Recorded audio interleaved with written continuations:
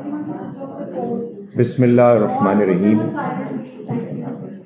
ہمیں آج سورہ توبہ کی آیت نمبر 116 سے شروع کرنا ہے۔ اعوذ باللہ من الشیطان الرجیم، بسم اللہ الرحمن الرحیم۔ 117 سے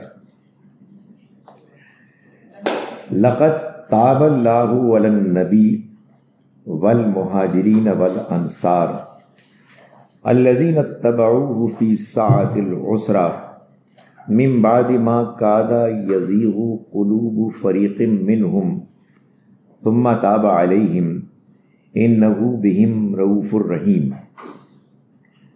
اللہ نے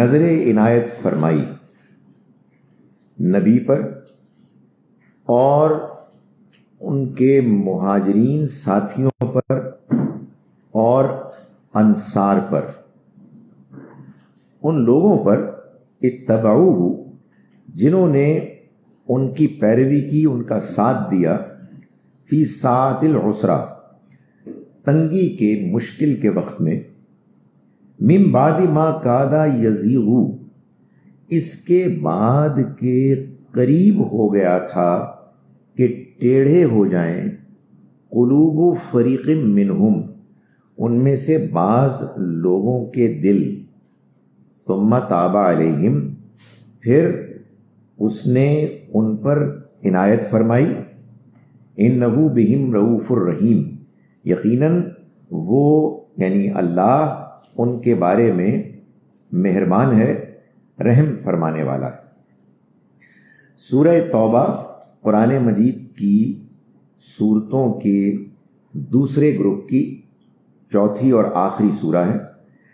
اس گروپ میں اللہ تعالیٰ نے پہلی سورہ میں اہل مکہ اور عرب والوں کو دعوت دی کہ وہ اسلام کے قرآن کے پیغام پر ایمان لائیں، جو وہی پیغام ہے کہ جو ابراہیم علیہ السلام لے کر آئے تھے۔ اس کے بعد سورہ اعراف کی جو 7ویں سورہ ہے، اس میں اللہ تعالیٰ نے انہی لوگوں کو خبردار کیا کہ اگر وہ ایمان نہیں لائیں گے، اگر وہ اللہ کے اس پیغام کو قبول نہیں کریں گے کہ جو پیغام اتنے واضح طریقے سے پیش کیا جا چکا ہے کہ جس کے بعد کسی سچے دیانتدار انسان کے لیے اس کو نہ ماننا ممکن نہیں ہے، تو پھر ایک مدت کے گزر جانے کے بعد اس قوم پر عذاب آ جائے گا، یہ اسی دنیا میں اللہ کی سزا سے دوچار ہو جائیں گے۔ یہ سورہ اعراف میں ہے۔ سورہ انفال میں اللہ تعالیٰ نے یہ بات بیان فرمائی ہے کہ وہ عذاب کہ جس کی دھمکی، جس کی وارننگ سورہ اعراف میں دی گئی، یہ ان لوگوں کے لیے کہ جو اللہ کے آخری رسول کے انکار کرنے والے ہیں، ان پر ان کے ساتھیوں کی تلواروں کے ذریعے سے آئے گا۔ چنانچہ ان کی تیاری کی سورہ ہے سورہ انفال، اور سورہ توبہ عذاب کی سورہ ہے، یعنی اللہ کے عذاب کو یہ سورہ مبارکہ بیان کر رہی ہے کہ جو اس قوم پر، ان لوگوں پر نازل ہوا کہ جن لوگوں نے اللہ کے رسول کا پیغام براہ راست سن لیا، لیکن اس کے باوجود وہ اس کو ماننے کے لیے تیار نہیں ہوئے۔ یہ عذاب کی سورہ ہے، اس وجہ سے یہ وہ واحد سورہ ہے کہ جو بسم اللہ الرحمن الرحیم کے بغیر شروع ہوتی ہے، اس لیے کہ بسم اللہ الرحمن الرحیم میں تو اللہ کے رحمان و رحیم ہونے کا بیان ہے، اور اس سورہ مبارکہ میں اللہ نے ایک قوم کو کہ جس کو اس کی رحمت کا مستحق نہ پایا، ان پر اپنے عذاب کے نزول کا بیان اس نے رکھا۔ جو عذاب آیا وہ 3 قوموں پر آیا، 3 گروہوں پر آیا، 3 کیٹیگریز تھیں لوگوں کی جن پر آیا۔ ایک تھے مشرکین، جن پر اللہ کا عذاب بیان ہوا پہلی 28 آیات میں۔ اس کے بعد اہل کتاب پیپل آف دا بک، ان پر جو عذاب کا بیان ہے وہ 29 آیت سے لے کے 34-35 تک ہے، اور اس کے بعد جتنا بھی سورہ مبارکہ کا حصہ ہے جو ہم آج انشاءاللہ ختم کریں گے، یعنی آیت نمبر 129 تک 35 36 to 129، یہ سارے کا سارا تیسرے گروہ پر اللہ کے عذاب اور گرفت کو بیان کر رہا ہے جو منافق تھے۔ منافق سب سے زیادہ کمپلیکس پیچیدہ لوگ تھے، اس لیے کہ وہ اپنے آپ کو مسلمان ظاہر کرتے تھے لیکن حقیقت میں وہ انکار کرنے والے تھے۔ چنانچہ اللہ تعالیٰ نے ان لوگوں پر اپنے عذاب کو نازل کرنے کا جو اہتمام کیا اس میں ان کو ایکسپوز کیا۔ ظاہر ہے کہ ایکسپوز کرنے کا مطلب یہ ہے کہ وہ نمایاں ہو جائیں کہ یہ اہل ایمان نہیں ہیں، حالانکہ یہ دعویٰ کر رہے ہیں کہ یہ ایمان لائے۔ اس میں جو پیچیدگی تھی وہ یہ تھی کہ یہ مسلمانوں کے ساتھ شامل تھے، اور مسلمانوں کے اندر کچھ ایسے بھی مسلمان تھے جو منافق تو نہیں تھے مگر کمزور تھے، اور ایک کمزور مسلمان میں اور ایک منافق میں ظاہری طور پر فرق کرنا آسان نہیں ہوتا۔ چنانچہ اللہ تعالیٰ نے مسلمانوں کو واقعات سے، حالات سے، مختلف فیزز سے گزار کے بالآخر یہ چیز انشور کی، مینیج کی کہ یہ دونوں گروہ آپس میں الگ الگ ہو جائیں۔ ایک بڑا اہم ارینجمنٹ، اہتمام جو اس سلسلے میں اللہ تعالیٰ نے کیا وہ یہ تھا کہ تبوک کا ایک مقام تھا some 500-600 kilometers from Medina, may be even more, جہاں جانے کا اعلان کیا گیا کہ ہر مسلمان مرد جو صحت مند ہے، ایبل باڈیڈ ہے اور جو سواری رکھتا ہے، اس کے لیے جانا اس کے مسلمان ہونے کے ثبوت کے لیے ضروری ہے۔ سخت گرمی اور کھجوروں کی فصل کے پکنے کا اور کاشت ہونے کا، ہارویسٹ ہونے کا زمانہ قریب ہی میں تھا۔ ایسے موقع پر تبوک کے لمبے اور مشکل سفر میں صرف وہی جا سکتے تھے کہ جو مومن تھے، باقی لوگوں کا تو ظاہرہ جانا ممکن ہی نہیں تھا۔ وہ گئے کہ کہاں پھنس گئے یار، کوئی کیا تک کیا ہے بھائی، کیوں جائیں؟ ظاہر ہے جو مومن نہیں ہوگا وہ تو یہی باتیں کرے گا۔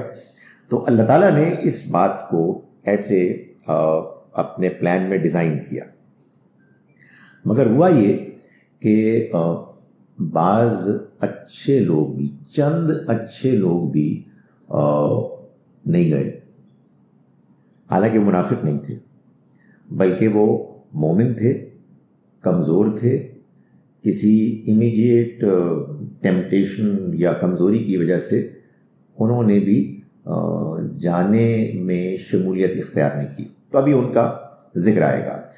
تو یہ اب اللہ تعالیٰ فائنلی بیان کر رہے ہیں اس سارے معاملے کے ہو جانے کے بعد کہ اللہ نے نظر عنایت رحمت کی اپنے نبی پر بھی، مہاجرین پر بھی اور انصار پر بھی، جنہوں نے کہ ان کا ساتھ دیا ایک مشکل گھڑی میں۔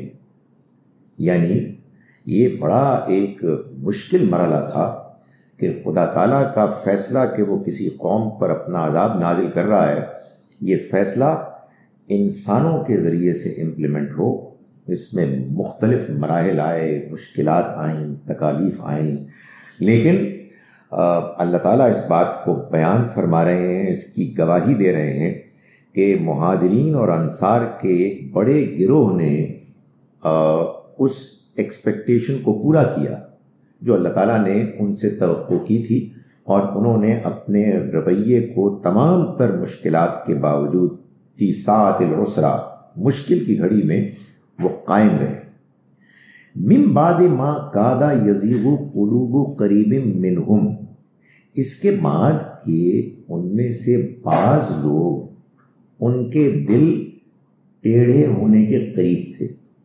اس سے یہ معلوم ہوا کہ بعض اوقات یہ ہو جاتا ہے کہ انسان آزمائش کے بعض مراحل میں ایسا کمزور پڑ جاتا ہے کہ اس کا امکان ہوتا ہے کہ اگر یہ آزمائش اور بڑھی آگے تو کہیں معاملہ بالکل ڈاواڈول نہ ہو جائے، دل ٹیڑھا نہ ہو جائے۔ خدا کی مہربانی ہوتی ہے کہ وہ ہم کو اس مرحلے کے آنے سے پہلے بچا لیتا ہے۔ تو اللہ نے ایک تو وہ صحابہ کرام تھے بڑی تعداد میں، میجورٹی میں، کہ جنہوں نے کہ اس امتحان کو پاس کیا وتھ فلائنگ کلرز، انہوں نے پوری توقعات کو پورا کیا جو ان کے بارے میں تھی۔ لیکن بہرحال بعض کمزور لوگ بھی تھے، ان کو بھی اللہ تعالیٰ نے کامیاب کر دیا، حالانکہ وہ کچھ قریب تھے کہ وہ پھسل جائیں۔ ثم تاب علیہم، پھر اس نے ان کی طرف نظر عنایت کی، انہ بہم رؤوف الرحیم، یقیناً وہ بڑا مہربان ہے، رحم فرمانے والا ہے۔ یعنی یہ بتایا کہ اللہ کی ذات وہ ہے کہ جو رؤوف بھی ہے اور رحیم بھی۔ ان دونوں الفاظ کا جو فرق ہے وہ یہ ہے کہ رافت میں اس چیز کو پیش نظر رکھا گیا ہے کہ کوئی تکلیف نہ پہنچے، اور رحیمیت رحمت میں یہ چیز غالب ہے کہ اس پر عنایت ہو، مہربانی ہو۔ سو ظاہر ہے یہ دونوں اللہ کی عنایت اور مہربانی کے دو مختلف پہلو ہیں۔ ایک یہ کہ انسانوں کو، صحابہ کرام کو تکلیف نہ پہنچے، وہ اس سے بچ جائیں، اور دوسرا یہ کہ ان پر عنایات ہوں، اللہ کی مہربانیاں ہوں۔ وعلى الثلاثة الذين خلفوا، اور ان تین پر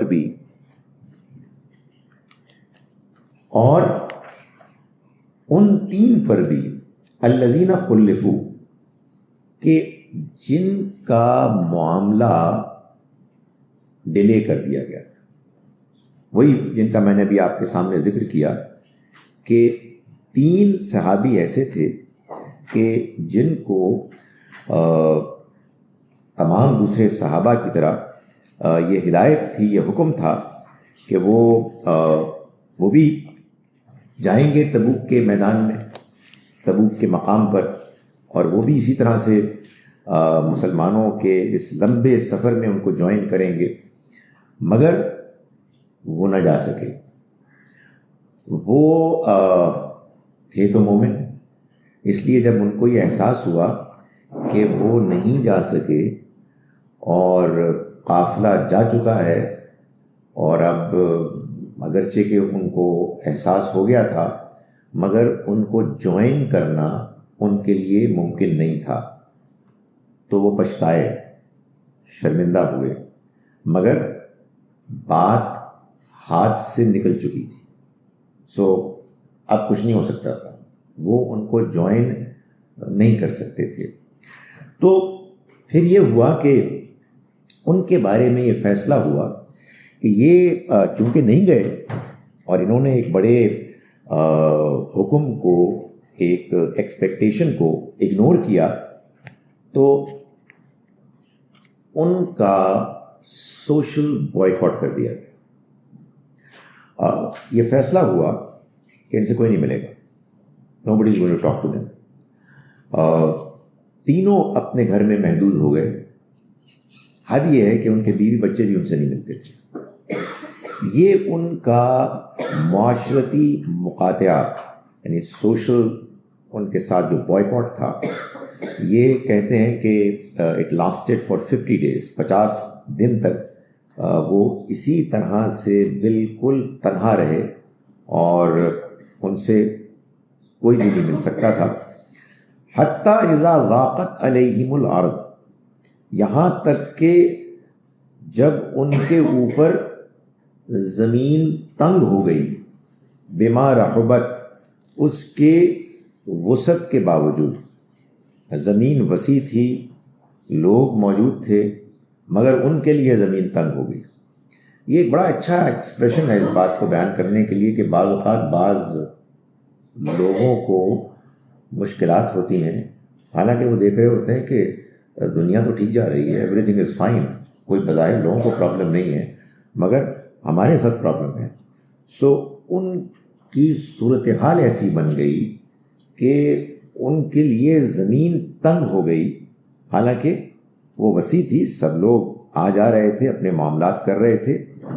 وَضَاقَتْ عَلَيْهِمْ أَنفُسُهُمْ, اور وہ خود اپنی جانوں سے بھی تنگ آ گئے, یعنی وہ اپنے آپ سے بیزار ہو گئے کہ کیا گھٹیا حرکت کی تھی ہم نے, why did we not go, کیوں ہم اس لالچ میں آ گئے, کیوں ہم نے یہ کیا کہ ہم نے کھجوروں کو پریفر کیا, گرمی سے ہمیں کچھ خدشہ پیدا ہو گیا.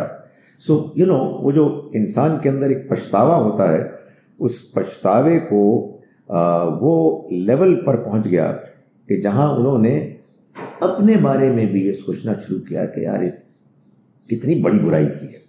اور حقیقت یہ ہے کہ جب آدمی واقعتاً پچھتاتا ہے تو وہ یہی کرتا ہے, یعنی وہ محسوس کرتا ہے کہ یار یہ میں تو I am ashamed of myself, میں نے کیا کیا یہ, یعنی آرڈینریلی یہ مجھے کرنا نہیں چاہیے تھا, اچھا بھلا انسان ہوں لیکن میں اتنا گھٹیا ہو گیا.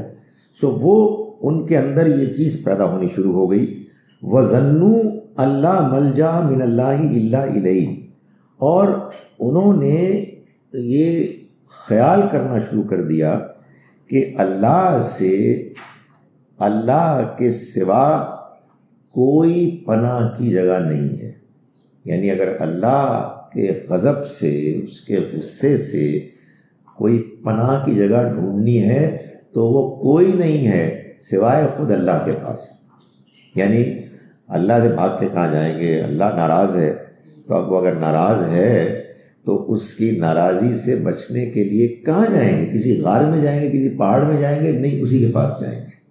سو یہ قرآن نے بیان کیا ہے, اور اس میں نبی صلی اللہ علیہ وسلم نے بھی جو ہمیں اذکار دعائیں سکھائی ہیں ان میں ایک یہ بھی ہے کہ لا ملجا ولا منجا منک الا الیک, اے خدایا نہ کوئی تجھ سے نجات ہے اور نہ ہی تجھ سے کوئی پناہ کی جگہ ہے سوائے خود تیرے ہی پاس.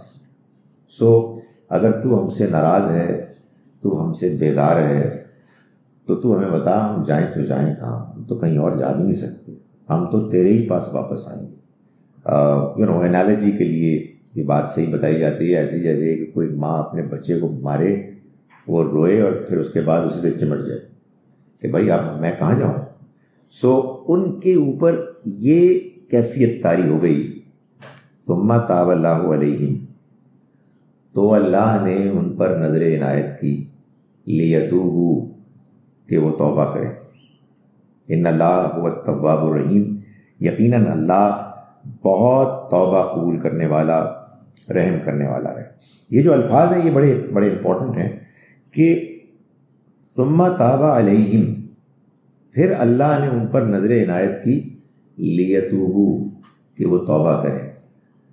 کہنے کا مقصد یہ ہے کہ میں اور آپ توبہ بھی خود نہیں کر سکتے, آنیسٹلی نہیں کر سکتے, اس لیے کہ توبہ محض الفاظ کا نام تو نہیں ہے, یہ کوئی دکھاوا تو نہیں ہے, یہ تو دل سے پیدا ہونے والے ایک احساس شرمندگی کا نام ہے, اس ندامت کا نام ہے کہ خدایا بڑی غفلت ہو گئی, ریئلی سوری. یہ کیسے ہوگا؟ یہ صرف اس صورت میں ہوگا کہ خدا تعالیٰ آپ کے اندر یہ جذبہ پیدا کرے گا, اور خدا تعالیٰ آپ کے اندر یہ جذبہ پیدا کرے گا ایسے ہی رینڈملی نہیں, وہ یہ بتاتا ہے کہ وہ میرٹ بیسڈ ہوتا ہے اس کا فیصلہ. یعنی اگر آپ کی پرفارمنس جنرلی اسپیکنگ ٹھیک ہے, آپ اس کو یاد کرتے ہیں, اس کے شکر گزار ہیں, غلطیوں کا اعتراف کرتے ہیں, کوئی مشکل آ جائے تو بڑبڑاتے نہیں ہیں, اور جنرلی اسپیکنگ آپ ٹھیک ہیں, تو اللہ تعالیٰ پھر یہ مہربانی فرماتے ہیں کہ وہ آپ کے دل میں اس کا رجحان, انکلینیشن پیدا کر دیتے ہیں.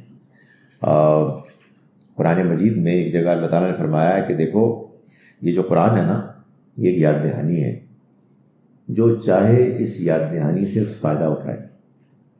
ویسے وما تشاؤون, تم چاہ بھی نہیں سکتے, جو چاہے اس یاد دہانی سے فائدہ اٹھائے اور تم چاہ بھی نہیں سکتے الا یشاء اللہ، سوائے اس کے کہ اللہ چاہے. سو یہ ہدایت یہ کوئی آسان چیز نہیں ہے. بندے کا ایٹیٹیوڈ گھٹیا ہے، لوگوں کے ساتھ وہ ایروگنٹ ہے، غلط قسم کے کام کرتا ہے، جھوٹا ہے، اور اس کے اندر یہ احساس پیدا ہو جائے کہ اے خدا میں تو بہت برا ہوں، تو میری رہنمائی کر دے.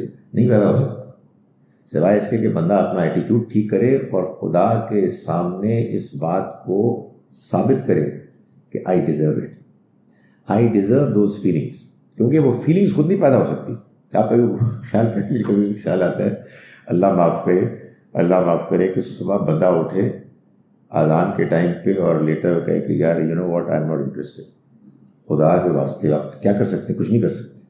اس لیے کہ یہ احساس، یہ خیال، یہ جذبہ کہ یار مجھے اٹھ کے اللہ کے آگے جھکنا ہے، یہ آپ خود پیدا کر ہی نہیں سکتے. یہ پیدا کرتا ہے وہ جو یہ جذبہ پیدا کرتا ہے آن میرٹ. اور میرٹ کا مطلب یہ ہے کہ آپ کا ایٹیٹیوڈ ٹھیک ہے تو پیدا ہوگا، نہیں ہے تو اللہ معاف کرے ایسا بھی ہو سکتا ہے کہ اندر بندے کے احساس ہی غائب ہو جائے. یہ ایک حقیقت ہے. اور اللہ تعالیٰ نے اس کو یہاں بڑی خوبی سے بیان کیا ہے کہ ثم تاب علیہم. یعنی ہوا کیا؟ ہوا یہ کہ ان کا گناہ تھا بڑا، ان کی زیادتی تھی زیادہ ڈیپ، تو پھر ان کو 50 دن تک رکھا گیا تھا. اتنا زیادہ وہ فرسٹریٹ ہوئے، اتنے زیادہ پریشان ہوئے، تو ان کے اندر وہ اخلاص پیدا ہوا اس لیول کا کہ جو جب پیدا ہو جاتا ہے تو خدا تعالیٰ رسپونڈ کرتا ہے. آئی ڈونٹ نو اس کا کیا سبق ہے، پرابلی اس کا یہ سبق ہے کہ جب ہم کبھی اس طرح کے اسٹیج پہ آئیں تو ہم کہیں کہ اللہ میاں تو کس چیز سے ناراض ہے، پلیز تو مجھے بتا دیں. آدمی اس میں جتن کرے، اس کے راہ میں خرچ کرے، پرابلی روزے رکھے، اس کے راتوں کو اٹھے اور یہ کہے تو معاف کر دے، پلیز جذبہ پیدا کر دے ہمارے اندر. معلوم ہوتا ہے یہی چیز ہے. اس لیے کہ اس کا کوئی فیصلہ غلط نہیں ہوتا، اس کا فیصلہ ہمیشہ بالکل انصاف پر مبنی ہوتا ہے. ہم اصل میں اپنے آپ کو الاؤنس دیتے ہیں، بیسیکلی ہم سیلفش ہیں، یار ایسی بھی کوئی بری بات تو نہیں کی تھی. تو خدا تعالیٰ کی طرف سے اگر ہمارے اندر وہ جذبہ پیدا نہیں ہو رہا تو میرا خیال ہے تھوڑی دیر کے لیے مان لیں کہ ہم نے کوئی بیکار گھٹیاں حرکتیں کی ہوئی ہیں، جس کی وجہ سے وہ انصاف کرنے والا، سب کچھ جاننے والا، حکیم و دانا، مہربان، اس کی مہربانی کچھ ہم سے دور ہو رہی ہے. سو اس کو یوں بیان کیا اور ان کے معاملے کو پھر ٹھیک کر دیا. 50 دن کے بعد معلوم ہوا کہ وہ پھر ان کو دوبارہ اکاموڈیٹ کیا گیا. وہ نبی صلی اللہ علیہ وسلم کے پاس گئے، مسجد نبوی میں گئے، دے ور ویلکمڈ، اور وہ دوبارہ ان کی خوشیاں لوٹ آئیں.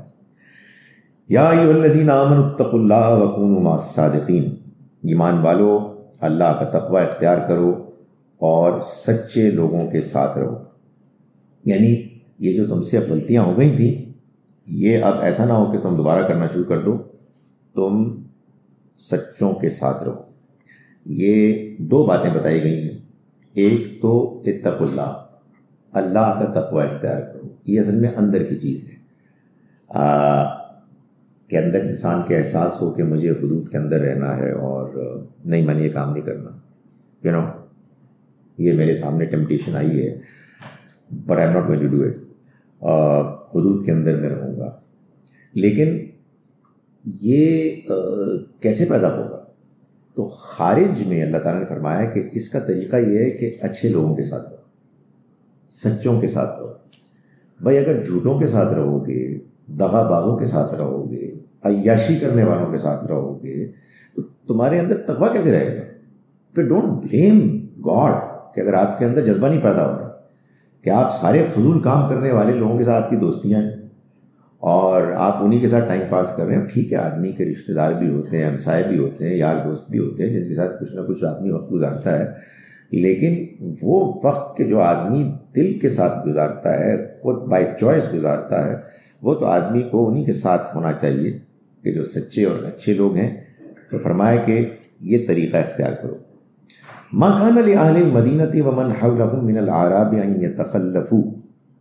یہ چیز ٹھیک نہیں ہے، یہ چیز جائز نہیں ہے مدینے والوں کے لیے بھی، اور نہ ان کے لیے کہ جو اس کے ارد گرد رہنے والے ہیں بدوؤں میں سے، ان یتخلفوا عن رسول اللہ، کہ وہ اللہ کے رسول کو چھوڑ کر پیچھے بیٹھ جائیں، ولا یرغبوا بانفسہم عن نفسہ، اور نہیں یہ بات کہ وہ ان کے مقابلے میں اپنی جان کو ترجیح دیں، عزیز رکھیں. یعنی ان لوگوں کو اس بات کا خیال ہونا چاہیے کہ اب جب کہ اللہ کے رسول ان کے سامنے ہیں اور انہوں نے اللہ کا پیغام پیش کر دیا ہے، تو اللہ نے ان کے سامنے ایک غیر معمولی واقعہ برپا کر دیا. خدا تعالیٰ کی وہ مشکل لفظ ہے دینونت، خدا تعالیٰ کا وہ فیصلہ کہ جس میں وہ انصاف کو امپلیمنٹ کر دیتا ہے، ان کو نظر آ گیا. لیکن میں اور آپ ابھی باتیں کر رہے ہیں، ایک قیامت ہوگی، ایک آخرت ہوگی، انشاءاللہ ہمارا یہ ایمان ہے اس پہ، وی آر انڈرسٹینڈنگ اٹ. ایک وہ لوگ تھے ان کے سامنے وہ ہو گیا تھا، انہوں نے دیکھ لیا تھا کہ یہ 20 سال کے عرصے میں خدا کا وعدہ ہماری نگاہوں کے سامنے پورا ہو رہا ہے. ہم دیکھ رہے ہیں کہ خدا تعالیٰ نے جو فرمایا تھا وہ بالکل دھیرے دھیرے مکمل ہو رہا ہے. تو اللہ تعالیٰ نے فرمایا کہ ان لوگوں کو یہ چیز اب زیب نہیں دیتی کہ وہ اللہ کے رسول کو چھوڑ کر اپنے اپنے معاملات میں مطمئن ہو جائیں، اور نہ یہ چیز زیب دیتی ہے کہ وہ اپنی جانوں کو، اپنی انٹرسٹس کو ان کے مقابلے میں، اللہ کے رسول صلی اللہ علیہ وسلم کے مقابلے میں ترجیح دیں. یہ زیب نہیں دیتی. ہمارے لیے بھی کوشش کریں گے، لیکن اصل میں یہ وہ چیز ہے کہ جو نیچرل ہے. یعنی کہ آپ کے سامنے ایک بہت بڑا واقعہ ہوا ہے، آپ کے سامنے گریجولی اللہ کے رسول جو بہترین کردار کے انسان تھے، ان کے پاس جو میسج تھا وہ بہت افیکٹو تھا، وہ واقعات ہو گئے کہ جنہوں نے خود بتا دیا کہ ان کے ساتھ اللہ ہے، اور اللہ تعالیٰ ان کے ذریعے سے وہ تبدیلی کر رہا ہے، رونما کر رہا ہے کہ جس کا اس نے وعدہ کیا تھا. اس کے بعد کوئی ایکسکیوز نہیں ہے کہ لوگ پیچھے ہو جائیں جب چیز سامنے نظر آ جائے. میں یہ اس لیے کہہ رہا ہوں، یہ میں ایکسپلینیشن اس لیے دے رہا ہوں کہ ہمارے یہاں بعض لوگ کہتے ہیں کہ ہمیں بھی ایسا کرنا چاہیے کہ نبی صلی اللہ علیہ وسلم ہماری اپنی ذات کے مقابلے میں ہمیں زیادہ محبوب ہوں اور ہم ان معاملات میں بہت آگے بڑھیں. ویل فائن، یہ بالکل ہو سکتا ہے بعض لوگوں کے معاملے میں، لیکن پھر وہ ہوگا نیچرل طریقے سے. اور نیچرل طریقہ کیا ہے؟ قرآن پڑھیں، دین پر عمل کریں، نماز پڑھیں، عبادت کریں، روزے رکھیں، حج عمرہ کریں، نیکی کے کام کریں، لوگوں کی خدمت کریں. And you begin to realize کہ یار یہ دین اور یہ دین کے لانے والے کمال ہیں. یعنی ان کو ٹاپ پرائرٹی ملنی چاہیے. یہ بالکل ٹھیک ہے، یہ ہو سکتا ہے بعض لوگ آج بھی یہ اچیو کر سکتے ہیں، لیکن اس کا اچیو کرنے کا کوئی اور ان نیچرل طریقہ نہیں ہے کہ آپ کوئی تقریریں کریں اور کوئی شاعری کریں اور اس کے ذریعے سے اپنے اندر پیدا کریں، کیونکہ اس کے نتیجے میں جو کچھ پیدا ہوتا ہے وہ محض جذبات ہے.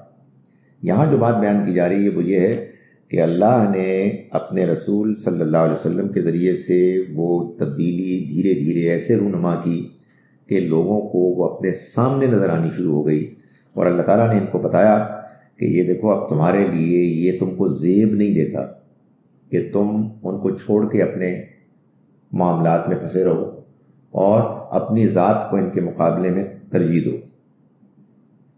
ذالک بانہم، یہ کیوں کہا؟ فرمایا کہ یہ اس لیے کہ لا یصیبہم ظمأ ولا نصب، کہ ان کو نہ کوئی پیاس لگتی ہے، نہ ان کو تھکان ہوتی ہے، ولا مخمصۃ، اور نہ کوئی بھوک ان کو تنگ کرتی ہے، فی سبیل اللہ، اللہ کے راستے میں، ولا یطؤون موطئا، اور نہ ہی وہ کوئی وادی طے کرتے ہیں، کوئی قدم اٹھاتے ہیں، یغیظ الکفار، جس سے کہ انکار کرنے والے غضب میں آ جاتے ہیں. ولا ینالون من عدو اللہ نیلا، اور نہ ہی کوئی اللہ کے دشمنوں کو یہ نقصان پہنچاتے ہیں. الا کتب لہم بہ عمل صالح، مگر یہ کہ ان کے ہر اس طرح کے اقدام کے بدلے میں اس کے اگینسٹ نیک عمل لکھ دیا جاتا ہے. یعنی اے لوگوں، یہ تمہیں ایک غیر معمولی اپرچونٹی ملی ہے کہ تم اللہ کے اس پروجیکٹ میں شامل ہو جاؤ کہ جس میں وہ اپنے اور اپنے رسول کے دشمنوں پر پنشمنٹ عذاب نازل کر رہا ہے اور تمہیں اس میں شریک کر رہا ہے. یہ کیسے ہو سکتا ہے کہ تم اس میں پیچھے رہ جاؤ، جبکہ حقیقت واقعہ یہ ہے کہ اس میں جو قدم تم اٹھاؤ گے، جو نقصان تم ان کو پہنچاؤ گے، جو پیاس تم کو لگے گی، جو بھوک تم کو لگے گی، جو وادی تم طے کرو گے، جو قدم تم بڑھاؤ گے، ہر چیز کے بدلے میں تمہارے لیے اللہ کی طرف سے نیک اعمال لکھ دیے جائیں گے. ان اللہ لا یضیع اجر المحسنین، یقیناً اللہ محسنین کے اجر کو کبھی ضائع نہیں کرتا. محسنین یعنی وہ لوگ کہ جو نیکی کے کام کرتے ہیں، جو ظاہر میں بھی ٹھیک ہوتے ہیں، بہترین ہوتے ہیں، اور نیت اور ارادے میں بھی بالکل مخلص ہوتے ہیں. تو اللہ تعالیٰ نے یہ طے کیا ہے کہ وہ ایسے محسنین کے اعمال کو کہ جو اس موقع پر اللہ کے فیصلے میں شامل ہو رہے ہیں، وہ ان کو ضائع نہیں کرے گا. ولا ينفقون نفقة صغیرة ولا کبیرة، اور نہ ہی وہ خرچ کرتے ہیں کوئی خرچ کا معاملہ، فیصلہ، چاہے وہ چھوٹا ہو چاہے بڑا ہو. ولا یقطعون وادیا، اور نہ ہی کوئی وہ وادی قطع کرتے ہیں. الا کتب لہم لیجزیہم اللہ احسن ما کانوا یعملون، مگر یہ کہ یہ سب ان کے لیے لکھ دیا جاتا ہے تاکہ بدلہ دے اللہ ان کو ان بہترین اعمال کا کہ جو وہ کر رہے ہیں. وما کان المؤمنون لینفروا کافہ، اور یہ تو مومنین کے لیے ممکن نہیں ہے کہ سب کے سب نکل کھڑے ہوں. یعنی نبی صلی اللہ علیہ وسلم مدینہ منورہ میں ہیں، لیکن مسلمان اب صرف مدینہ میں نہیں ہیں، گرد و پیش میں بھی پھیلے ہوئے ہیں. تو اللہ تعالیٰ نے فرمایا کہ یہ تو نہیں پاسبل کہ سارے کے سارے لوگ اٹھ کے آ جائیں. نہ ان کے لیے ممکن ہے، نہ پروبیبلی مدینے کے لیے ممکن ہے کہ ان کو اکاموڈیٹ کرے. سو یہ تو پاسبل نہیں ہے. فلولا نفر من کل فرقۃ منہم طائفۃ، مگر ایسا کیوں نہیں ہوا کہ ان کے ہر گروہ میں سے کچھ لوگ نکلتے، لیتفقہوا فی الدین، تاکہ وہ دین میں بصیرت پیدا کرتے، ولینذروا قومہم اذا رجعوا الیہم، اور وہ اپنی قوم پر، ان کے لوگوں پر ان کو خبردار کرتے، ان کو وارن کرتے، اذا رجعوا الیہم، جب وہ ان کی طرف لوٹتے، لعلہم یحذرون، تاکہ وہ بھی بچتے. یعنی اللہ تعالیٰ یہ فرما رہے ہیں کہ اب جو صورتحال ہے اس میں مدینے کے باہر بھی بہت سے مسلمان ہیں جو رہ رہے ہیں، تو ان میں بعض لوگوں کو اب نکلنا چاہیے کہ وہ آئیں اور اللہ کے پیغمبر صلی اللہ علیہ وسلم کی صحبت میں دین کو سیکھیں، اس میں گہرائی حاصل کریں، پھر اپنے اپنے علاقوں میں جائیں اور ان میں اللہ کے پیغام کو پہنچائیں، تاکہ لوگ بھی اپنے رویے ٹھیک کریں اور اللہ کی پکڑ سے بچیں. یہ اب ظاہر ہے کہ طریقہ ایسے ہی رہے گا.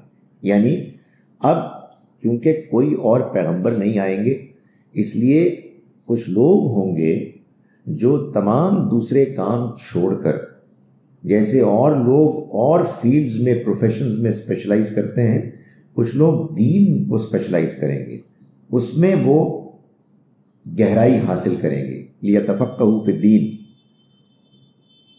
تاکہ وہ اپنے اپنے علاقوں میں جا کے اپنے لوگوں کو خبردار کریں، ان کو دین سے آگاہ کریں، تاکہ وہ لوگ بھی اپنے آپ کو اللہ کی ناراضی سے بچائیں. سو یہ اب ارینجمنٹ ہے for until the day of judgment, کہ کچھ لوگ ہوں گے جو دین کے عالم بنیں گے، سارے تو بن نہیں سکتے، ظاہر ہے کسی نے انجینئر بننا ہے، کسی نے ڈاکٹر بننا ہے، کسی نے تجارت کرنی ہے، کچھ لوگ نکلیں گے اور وہ یہ کام کریں گے اور وہ پھر دوسروں کو آگاہ کریں گے۔ یہ اب اللہ تعالیٰ نے وہ اسکیم بتائی ہے کہ جس اسکیم پر اب عمل ہونا چاہیے تاکہ سب لوگ دین کی ان تعلیمات سے آگاہ ہوں کہ جن تعلیمات کو جان کر انسان اپنے آپ کو اللہ کے ہاں کامیاب کر سکتا ہے۔ یا ایھا الذین آمنوا قاتلوا الذین یلونکم من الکفار، اے ایمان والو لڑو ان لوگوں سے کہ جو تمہارے ساتھ ہیں گرد و پیش میں، من الکفار کافروں میں سے، ولیجدوا فیکم غلظہ اور وہ تمہارے اندر سختی پائیں۔ یہ اب سورہ اپنے کلائمیکس کو پہنچ رہی ہے۔ یہ سورہ ہے ہی عذاب کی سورہ۔ اس سورہ مبارکہ میں اللہ نے یہی ڈسکرائب کیا ہے کہ اللہ کا وہ عذاب کہ جو نوح علیہ السلام کی قوم پر آیا تھا سیلاب کی صورت میں، دوسری قوموں پر بجلی کی کڑک، زلزلے، پتھروں کی بارش کی صورت میں، اس قوم پر یعنی نبی صلی اللہ علیہ وسلم کے انکار کرنے والوں پر یہ عذاب آیا آپ کے ساتھیوں کی تلواروں کے ذریعے سے۔ تو یہاں یہ پھر بیان کیا جا رہا ہے کہ ایمان والو لڑو تم ان لوگوں سے کہ جو تمہارے آس پاس ہیں کفار میں سے، اور وہ تمہارے اندر سختی دیکھیں، یعنی وہ یہ دیکھیں کہ یہ لوگ جو ہیں یہ اپنے رویے میں اب ان کے یہاں کوئی لچک نہیں ہے، یہ اب کوئی رعایت دینے کے لیے تیار نہیں ہے، یہ عذاب کا اب زمانہ ہے۔ اب اللہ نے ان کے لیے ہر طرح کی مہلت، آسانی، ریلیکسیشن ختم کر دی ہے، یہ عذاب ان پر اب آنا ہے۔ وَاعْلَمُوا أَنَّ اللَّهَ مَعَ الْمُتَّقِينَ، اور جان لو کہ اللہ متقیوں کے ساتھ ہے۔ یہ بات بار بار واضح کرنے کی ہے کہ یہ آیات اس زمانے کی ہیں اور ان لوگوں سے متعلق ہیں، ان مسلمانوں سے متعلق ہیں کہ جو اس زمانے میں موجود تھے، کہ جس زمانے میں اللہ کی طرف سے الٹیمیٹ فیصلہ آ گیا تھا کہ اب ان لوگوں کو ہمارا پیغام بہت اچھی طرح سے پہنچ چکا ہے، بار بار ان کو موقع مل چکا ہے، یہ ڈھیٹ ہو چکے ہیں، یہ ضد میں آ گئے ہیں، یہ تکبر میں مبتلا ہیں، یہ بہرے ہیں، گونگے ہیں، اندھے ہیں، یہ لوٹ کر نہیں آئیں گے۔ اب ان کا انجام سوائے سزا کے اور اسی دنیا کی سزا کے اور کوئی نہیں ہے۔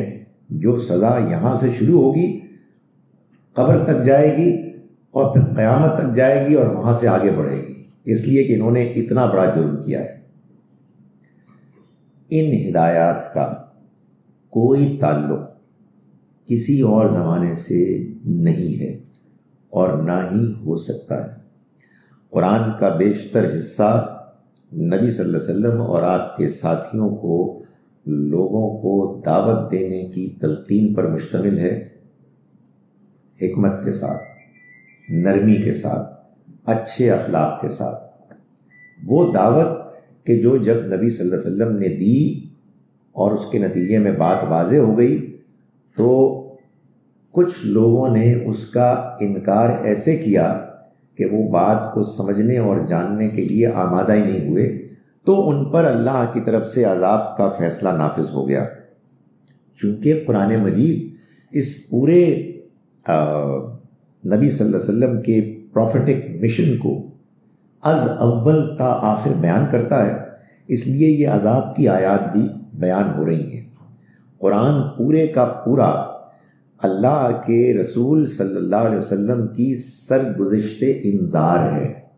اس میں آپ نے جس طرح سے انذار کیا، شروع کیا، آگے بڑھایا، کلائمیکس تک پہنچایا اور اس کے نہ ماننے والوں پر عذاب امپلیمنٹ کیا، پورا قرآن اس کو ڈسکرائب کر رہا ہے۔ اس کا کیا کیجئے کہ بعض لوگ اس بات پر اصرار کرتے ہیں کہ قرآن پورے کا پورا قیامت تک کے لیے امپلیمنٹ ہونے کے لیے آیا ہے۔ جب آپ یہ جملہ بولتے ہیں اپنے جذبات میں تو آپ کو اندازہ ہی نہیں ہوتا کہ آپ کیا بول رہے ہیں۔ قرآن خود یہ بتا رہا ہے کہ ایسا نہیں ہے۔ قرآن پورے کا پورا قیامت تک کے لیے اللہ کی طرف سے ایک ریمائنڈر، ایک یاد دہانی، ایک نصیحت، ایک تذکرہ ہے، مگر اس میں بعض آیات وہ ہیں کہ جو صرف اس زمانے کے لیے تھیں کہ جس زمانے میں اللہ کا عذاب نازل ہوا۔ اگر کچھ مسلمان اس بات کو نہیں مانتے، اور ایسا ہے کہ وہ نہیں مانتے، مجھے ڈر اور خدشہ ہے کہ ان کی تعداد تھوڑی نہیں ہے، بہت بڑی ہے، تو پھر آپ ان آیات کو پڑھیں گے، اور جب پڑھیں گے آپ کہیں گے کہ ہم نے ان کو مارنا ہے۔ کن کو؟ غیر مسلموں، اور ہم نے ان کے ساتھ سختی کرنی ہے۔ چنانچہ آپ دیکھتے ہیں بعض مذہبی لوگوں کو کہ ان کے چہرے پر سختی ہوتی ہے، وہ لوگوں کے ساتھ ٹھیک طرح بات نہیں کرتے۔ غیر مسلموں کو تو سوال ہی پیدا نہیں ہوتا۔ بعض گروہوں کے بارے میں یہ طے کیا ہوا ہے ہمارے مسلمانوں نے کہ ان کو تو جہاں پاؤ مارو، اگر مارنا خود نہیں کرتے وہ مرتے ہیں تو کہتے ہیں اچھا ہی ہوا۔ وجہ کیا ہے؟ وجہ یہ ہے ریلیجن از ویری امپورٹنٹ۔ دین، مذہب اگر کوئی بات کہہ دے تو پھر جو ماننے والا ہے وہ اس کے آگے کوئی اور بات سننے کے لیے تیار نہیں ہوتا۔ ہم یہ گزارش کر رہے ہیں کہ فار گاڈ سے پہلے دین کو صحیح تو سمجھو۔ ایسا نہ ہو کہ تم دین کے نام پہ جذبات کا اظہار کر رہے ہو، حالانکہ دین تم کو اس سے بالکل الٹ بات کہہ رہا ہے۔ تو یہاں جو باتیں بیان ہو رہی ہیں وہ اصل میں اللہ تعالیٰ اب اہل ایمان کو یہ بتا رہے ہیں کہ دیکھو، تم اب اس سٹیج کو پہنچ گئے ہو کہ تمہیں اللہ کی طرف سے اس فیصلے کو امپلیمنٹ کرنا ہے۔ تمہارے گرد و پیش میں جو کفار ہیں کہ جو اب اللہ کی رحمت سے محروم ہو گئے ہیں، خود اپنے غلط رویے کو بار بار دہرانے کے نتیجے میں اب خدا کی عذاب کے فیصلے کو ان کے اوپر امپلیمنٹ کر دو۔ وَإِذَا مَا أُنزِلَتْ سُورَةٌ، اور جب ان پر کوئی سورت اترتی ہے، سورت سے یہاں مراد سیاق سباق سے معلوم ہوتا ہے کوئی سورت کا وہ حصہ کہ جو ان کو یہ کہے کہ دیکھو تم جاؤ اور اللہ کے حکم کے مطابق ان کے اوپر حملہ آور ہو، ان کو اللہ کی طرف سے سزا پہنچاؤ، اس کو امپلیمنٹ کرو۔ فَمِنْهُمْ مَنْ يَقُولُ أَيُّكُمْ زَادَتْهُ هَٰذِهِ ایمانا، تو ان میں سے بعض ہیں کہ جو ایک دوسرے کو کہتے ہیں کہ تم میں سے کس کے دل میں اس کے نتیجے میں ایمان میں اضافہ ہوا۔ مذاق اڑانے کے انداز ہوتا ہے نا، بات وقت ریکارڈ لگا رہا ہے تو ایک یار تمہارے اضافہ ہوا، یار میرے تو کچھ نہیں ہوا۔ سو وہ اس طرح کے لوگ تھے، پھنسے ہوئے تھے، بات ماننے کے لیے تیار نہیں تھے۔ تو ظاہر ہے کہ ان کے لیے تو یہ آیات ایک مشکل ہی تھیں، یار پھر ایک مصیبت آ گئی کہ پھر جانا پڑے گا کہیں۔ سو ایسے بھی لوگ تھے کہ جب نازل ہوتی کوئی صورت تو ان میں سے وہ بھی ہیں کہ جو کہتے ہیں کہ تم میں سے کس کو اس کے ذریعے سے ایمان میں اضافے کا تجربہ ہوا۔ وَأَمَّا الَّذِينَ آمَنُوا، تو جہاں تک تعلق ہے ان لوگوں کا کہ جو ایمان لائے حقیقت میں، فَزَادَتْهُمْ ایمانًا، تو ان کے ایمان میں تو یہ اضافہ کرتی ہیں، وَهُمْ يَسْتَبْشِرُونَ، اور وہ اس سے خوشخبری حاصل کرتے ہیں۔ یعنی ان کے دلوں میں اللہ کی ہر آیت، ہر حکم کے نتیجے میں اور ایمان میں اضافہ ہوتا ہے، حوصلے میں اضافہ ہوتا ہے، ان کو اطمینان ہوتا ہے کہ ہمارا رب ہم سے ایکسپیکٹ کرتا ہے کہ ہم اس کی باتوں کو امپلیمنٹ کریں گے، اور وہ ہمیں اس کے نتیجے میں اور احکام دے رہا ہے۔ فرمایا وَأَمَّا الَّذِينَ فِي قُلُوبِهِم مَرَضٌ، اور جہاں تک تعلق ہے ان لوگوں کا کہ جن کے دلوں میں مرض ہے، فَزَادَتْهُمْ رِجْسًا إِلَىٰ رِجْسِهِمْ، تو ان کی گندگی پر اس نے ایک اور گندگی بڑھا دی۔ وَمَاتُوا وَهُمْ کافرون، اور وہ مریں گے کافر ہونے کی حیثیت میں، یعنی انہیں موت آئے گی اس حال میں کہ وہ کافر منکر ہی رہیں گے۔ یہی وہ بات ہے جو میں نے شروع میں کہی کہ یہ جو بقیہ حصہ ہے سورہ مبارکہ کا، اس میں اصل میں منافقین کو ایکسپوز کر دیا ہے کہ یہ لوگ جو مسلمانوں کی صف میں شامل ہیں یہ اس طرح کی باتیں کرتے رہیں گے، اور ان باتوں کے نتیجے میں ان کی گندگی پر گندگی چڑھے گی۔ یہ جو رجس ہے نا، گندگی، یہ قرآن میں یہ لفظ کئی جگہ استعمال ہوا ہے اس مفہوم کے لیے کہ جو آپ جس کو کہتے ہیں اخلاقی گندگی، یعنی جھوٹ، فریب، دھوکہ، مذاق اڑانا، تنگ کرنا، ذلیل کرنا، قرآن کہتا ہے حقیقت میں یہ گندگی ہے، اور قرآن کہتا ہے کہ جس کے اندر یہ گندگی ہے اس کو ایمان نہیں ملے گا۔ چنانچہ ایک آیت مبارکہ ہے سورہ یونس کی، میں شاید پہلے بھی بتا چکا کہ اس آیت کا ریفرنس یاد رکھنا بڑا آسان ہے۔ سورہ نمبر 10 ورس نمبر 100، 10:100، اس میں اللہ تعالیٰ فرماتے ہیں ما کان لنفس ان تؤمن، کسی انسان کے لیے ممکن نہیں ہے کہ وہ ایمان لائے، الا باذن اللہ، سوائے اللہ کے اذن کے، فیصلے کے، اجازت کے۔ یہ ایمان کون سا ہے؟ یقیناً یہ ایمان وہ نہیں ہے کہ جو ہسپتال میں ایک بچے کو ملتا ہے ایک مسلمان ماں کے ہاں پیدا ہونے کے نتیجے، وہ تو ایکسیڈنٹ آف برتھ ہے، وہ کیسے ایمان ہو سکتا ہے؟ وہ تو ایک حادثہ ہے، ایک واقعہ ہے۔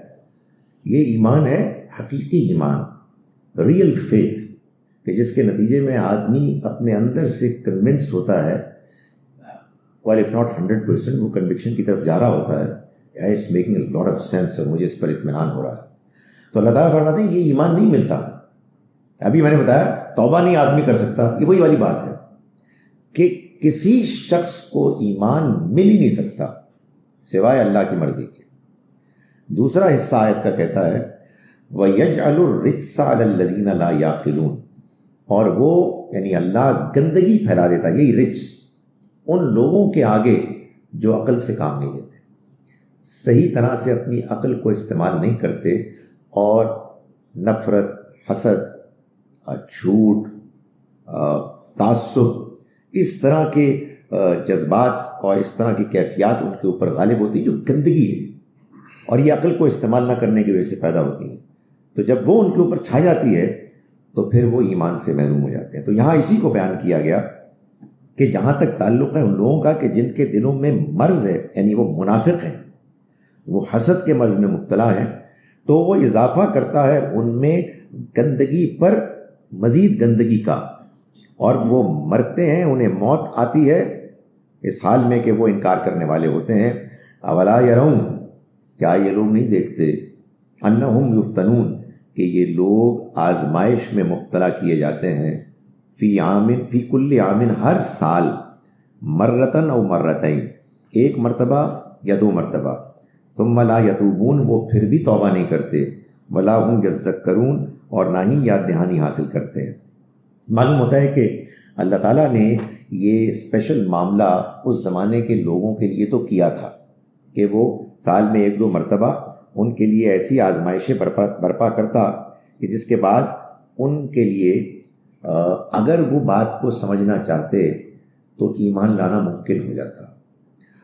اس کی وجہ یہ ہے کہ عام حالات میں آدمی لائف کی روٹین میں، اس کے فلو میں اتنا پھنسا ہوا ہوتا ہے کہ وہ غافل ہو جاتا ہے، اسے کوئی زیادہ دلچسپی نہیں ہوتی۔ تو خدا تعالیٰ کیا کرتے ہیں کہ وہ ایک یا دو مرتبہ پھر ایسی آزمائشیں ڈالتے ہیں کہ بندہ اگر سمجھنا چاہے تو وہ آنکھیں کھول لے۔ ان کے لیے تو تھا، معلوم ہوتا ہے کہ عام لوگوں کے لیے بھی ہے۔ ویسے بائی دا وے عام لوگوں کے لیے ہمارے لیے اللہ تعالیٰ نے ایک بڑا اہتمام کیا ہے، اور وہ آنے والا ہے رمضان۔ آنیسٹلی اس کے بعد کیا ہوتا ہے، اللہ میں کہتے ہیں کہ رک جاؤ، اسٹاپ دیر، اپنی زندگی کو بالکل بدل دو اور ذرا سوچو کہ تم کیا کرتے رہے۔ تو ایک موقع پھر آتا ہے۔ سو اللہ تعالیٰ یہ موقع تو دیتے ہیں، لیکن یہاں معلوم ہو رہا ہے کہ زندگی میں بھی آدمی مزے کر رہا ہے، کامیاب ہے، تو وہ سوچنے کی اس کو زحمت ہی نہیں ہوتی۔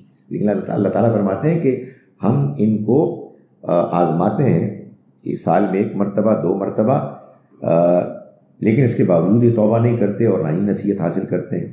وَإِذَا مَا أُنزِلَتْ سُورَةٌ، اور جب ان کے اوپر کوئی نئی صورت نازل ہوتی ہے، یعنی اس میں کوئی حکم ہوتا ہے کہ بھائی اس مہم پہ جاؤ، نَظَرَ بَعْضُهُمْ إِلَىٰ بَعْضٍ، تو وہ ایک دوسرے کو دیکھتے ہیں، یعنی کنکھیوں سے دیکھتے ہیں، ذرا یوں مسکراتے ہیں۔ هَلْ يَرَاكُمْ مِنْ أَحَدٍ، کیا کوئی دیکھ تو نہیں رہا تم کو؟ ثم انصرفوا، پھر کیا ہوتا ہے؟ پھر وہ نکل بھاگتے ہیں. صرف اللہ قلوبہم، اللہ نے ان کے دل پھیر دیے. یعنی یہ بھاگ گئے تو اللہ نے بھی ان کے دل پھیر دیے.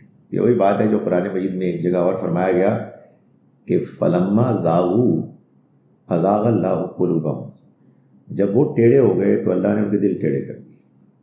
بندہ اپنی طرف سے بڑا سمارٹ بنتا ہے، لوگوں کو دھوکہ دے رہا ہوتا ہے، جھوٹ بول رہا ہوتا ہے کہ میں نے کیسا اس کو چکما دیا. اس کو یہ اندازہ نہیں ہوتا کہ وہ خود اپنے ساتھ زیادتی کر رہا ہے، اپنے اوپر ظلم کر رہا ہے، اس کا دل ٹیڑھا ہو رہا ہے. یخادعون اللہ والذین آمنوا، وہ دھوکہ دینا چاہتے ہیں اللہ کو اور لوگوں کو کہ جو ایمان لائے. وما یخدعون الا انفسہم، مگر وہ کسی کو دھوکہ نہیں دے رہے سوائے اپنے آپ کے. سو فرمایا کہ اللہ نے ان کے دل پھیر دیے. بِأَنَّهُمْ قَوْمٌ لَا يَفْقَهُونَ، اس لیے کہ یہ وہ لوگ ہیں کہ جو سمجھنے والے نہیں، سمجھنے کی کوشش ہی نہیں کر رہے، ان کو کوئی دلچسپی نہیں ہے. لَقَدْ جَاءَكُمْ رَسُولٌ مِّنْ أَنفُسِكُمْ، اے لوگو تمہارے پاس آ گئے ایک رسول من انفسکم، خود تمہارے اندر سے، یہ تمہاری قوم کے ہیں، تمہارے علاقے کے، تمہاری زبان بولتے ہیں. عزیز علیہ ما عنتم، تمہارا نقصان میں پڑنا ان کو بہت تکلیف دیتا ہے، ان کے لیے بہت پریشانی کا باعث بنتا ہے. حریص علیکم، تمہاری بھلائی کے حریص ہیں. بالمؤمنین رؤوف الرحیم، اور ایمان والوں کے لیے یہ رؤوف الرحیم ہے. یہ وہی الفاظ ابھی استعمال ہوئے اللہ تعالیٰ کے لیے. تو معلوم ہوتا ہے کہ نبی صلی اللہ علیہ وسلم پر بھی اللہ تعالیٰ کے انہی دونوں صفات کا عکس تھا، رافت و رحمت. یعنی اہل ایمان کے لیے آپ کے اندر بھی یہ جذبہ تھا کہ انہیں کوئی تکلیف نہ آئے، اور یہ جذبہ تھا کہ انہیں خوبیاں ہی خوبیاں ملے، بہتری ہی بہتری ملے. سو اللہ تعالیٰ یہ فرما رہے ہیں خاص طور پر منافقین کے کہ تم کتنے بد نصیب لوگ، تمہارے اپنے قوم کے ایک فرد کو اللہ نے چنا اور اپنا پیغام دیا اور تم کو یہ توفیق دی کہ تم ان کے ساتھی بنو. وہ ہیں کہ جو تمہاری بھلائی کے لیے حریص ہیں. تمہیں کوئی تکلیف آئے، کوئی پریشانی ہوتی ہے، تمہیں کوئی خوبی، کوئی فائدہ پہنچے، وہ اس کے لیے ہر وقت بےتاب رہتے ہیں. اور تم ہو کہ تم ان کو نظر انداز کر رہے ہو، تم ان کی قدر نہیں کر رہے. فَإِن تَوَلَّوْا، پھر اگر یہ اس کے باوجود منہ موڑ لیں، روگردانی کریں، فَقُلْ حَسْبِيَ اللَّهُ، تو اے پیغمبر آپ کہیے کہ میرے لیے اللہ کافی ہے. نہیں ماننا نہ مانو، اگر تم نے صحیح رویہ اختیار نہیں کرنا تو نہ کرو، میرے لیے اللہ کافی ہے. لا الہ الا ہو، اس کے سوا کوئی الہ نہیں. علیہ توکلت، میں نے اسی پر بھروسہ کیا. وہو رب العرش العظیم، اور وہ عظیم عرش کا مالک ہے. یعنی وہ اس نظام کا مالک ہے، اس تھرون کا مالک ہے جہاں پوری کائنات کا نظام چل رہا ہے، فیصلے ہو رہے ہیں. سو میں نے اس پر بھروسہ کیا ہے، اور ظاہر ہے کہ اس پر بھروسہ کرنا ہی سب سے زیادہ سمجھداری کی بات ہے. میں انہی آیات کا ایک مرتبہ ترجمہ پھر کر رہا ہوں. ہم نے آج کا سبق شروع کیا آیت نمبر 117 سے، 117، سورہ توبہ، سورہ نمبر 9 ورس 117. بسم اللہ الرحمن الرحیم. لقد تاب اللہ علی النبی، اللہ نے نظر عنایت کی نبی پر، والمہاجرین والانصار، اور مہاجرین اور انصار پر، الذین اتبعوا فی ساعۃ العسرہ، وہ لوگ کہ جنہوں نے ان کا ساتھ دیا مشکل گھڑی میں. من بعد ما زاغ یزیغ قلوب فریق منہم، اس کے بعد کہ ان میں سے بعض کے دل ٹیڑھے ہونے کے قریب ہو گئے تھے. ثم تاب علیہم، پھر اللہ نے ان پر نظر عنایت کی. انہ بہم رؤوف الرحیم، وہ تو ان کے معاملے میں بہت مہربان ہے، رحم فرمانے والا ہے. وعلی الثلاثۃ الذین خلفوا، اور ان پر بھی نظر عنایت کی، ان تینوں پر کہ جو پیچھے رہ گئے، جن کا معاملہ ڈیلے کر دیا گیا. حتی اذا ضاقت علیہم الارض، یہاں تک کہ جب زمین ان پر تنگ ہو گئی، بما رحبت، اپنی تمام تر وسعتوں کے باوجود، وضاقت علیہم انفسہم، اور وہ خود بھی اپنی جانوں سے تنگ آ گئے، وظنوا اللہ ملجا من اللہ الا الیہ، اور انہوں نے یہ محسوس کرنا شروع کر دیا کہ اللہ سے کوئی پناہ کی جگہ نہیں مگر خود اسی کی طرف، اسی کے پاس۔ ثم تاب علیہم، پھر اس نے ان کی طرف نظر عنایت کی، لیتوبوا، تاکہ وہ توبہ کریں۔ ان اللہ هو التواب الرحیم، یقیناً اللہ بہت مہربان، توبہ قبول کرنے والا ہے، رحم کرنے والا ہے۔ یا ایھا الذین آمنوا، ایمان والو، اتقوا اللہ، اللہ کا تقوی اختیار کرو، وکونوا مع الصادقین، اور سچوں کے ساتھ رہو۔ ما کان لأہل المدینۃ ومن حولہم من الاعراب، یہ ٹھیک نہیں ہے، مناسب نہیں ہے مدینے والوں کے لیے اور وہ جو ان کے ارد گرد ہیں بدوؤں میں، ان یتخلفوا عن رسول اللہ، کہ وہ اللہ کے رسول کو چھوڑ کر پیچھے بیٹھ جائیں، پیچھے رہیں۔ ولا یرغبوا بانفسہم عن نفسہ، اور نہ ہی یہ ان کو زیب دیتا ہے کہ وہ اپنے آپ کو، اپنی جانوں کو ان کے مقابلے میں ترجیح دیں، پریفر کریں۔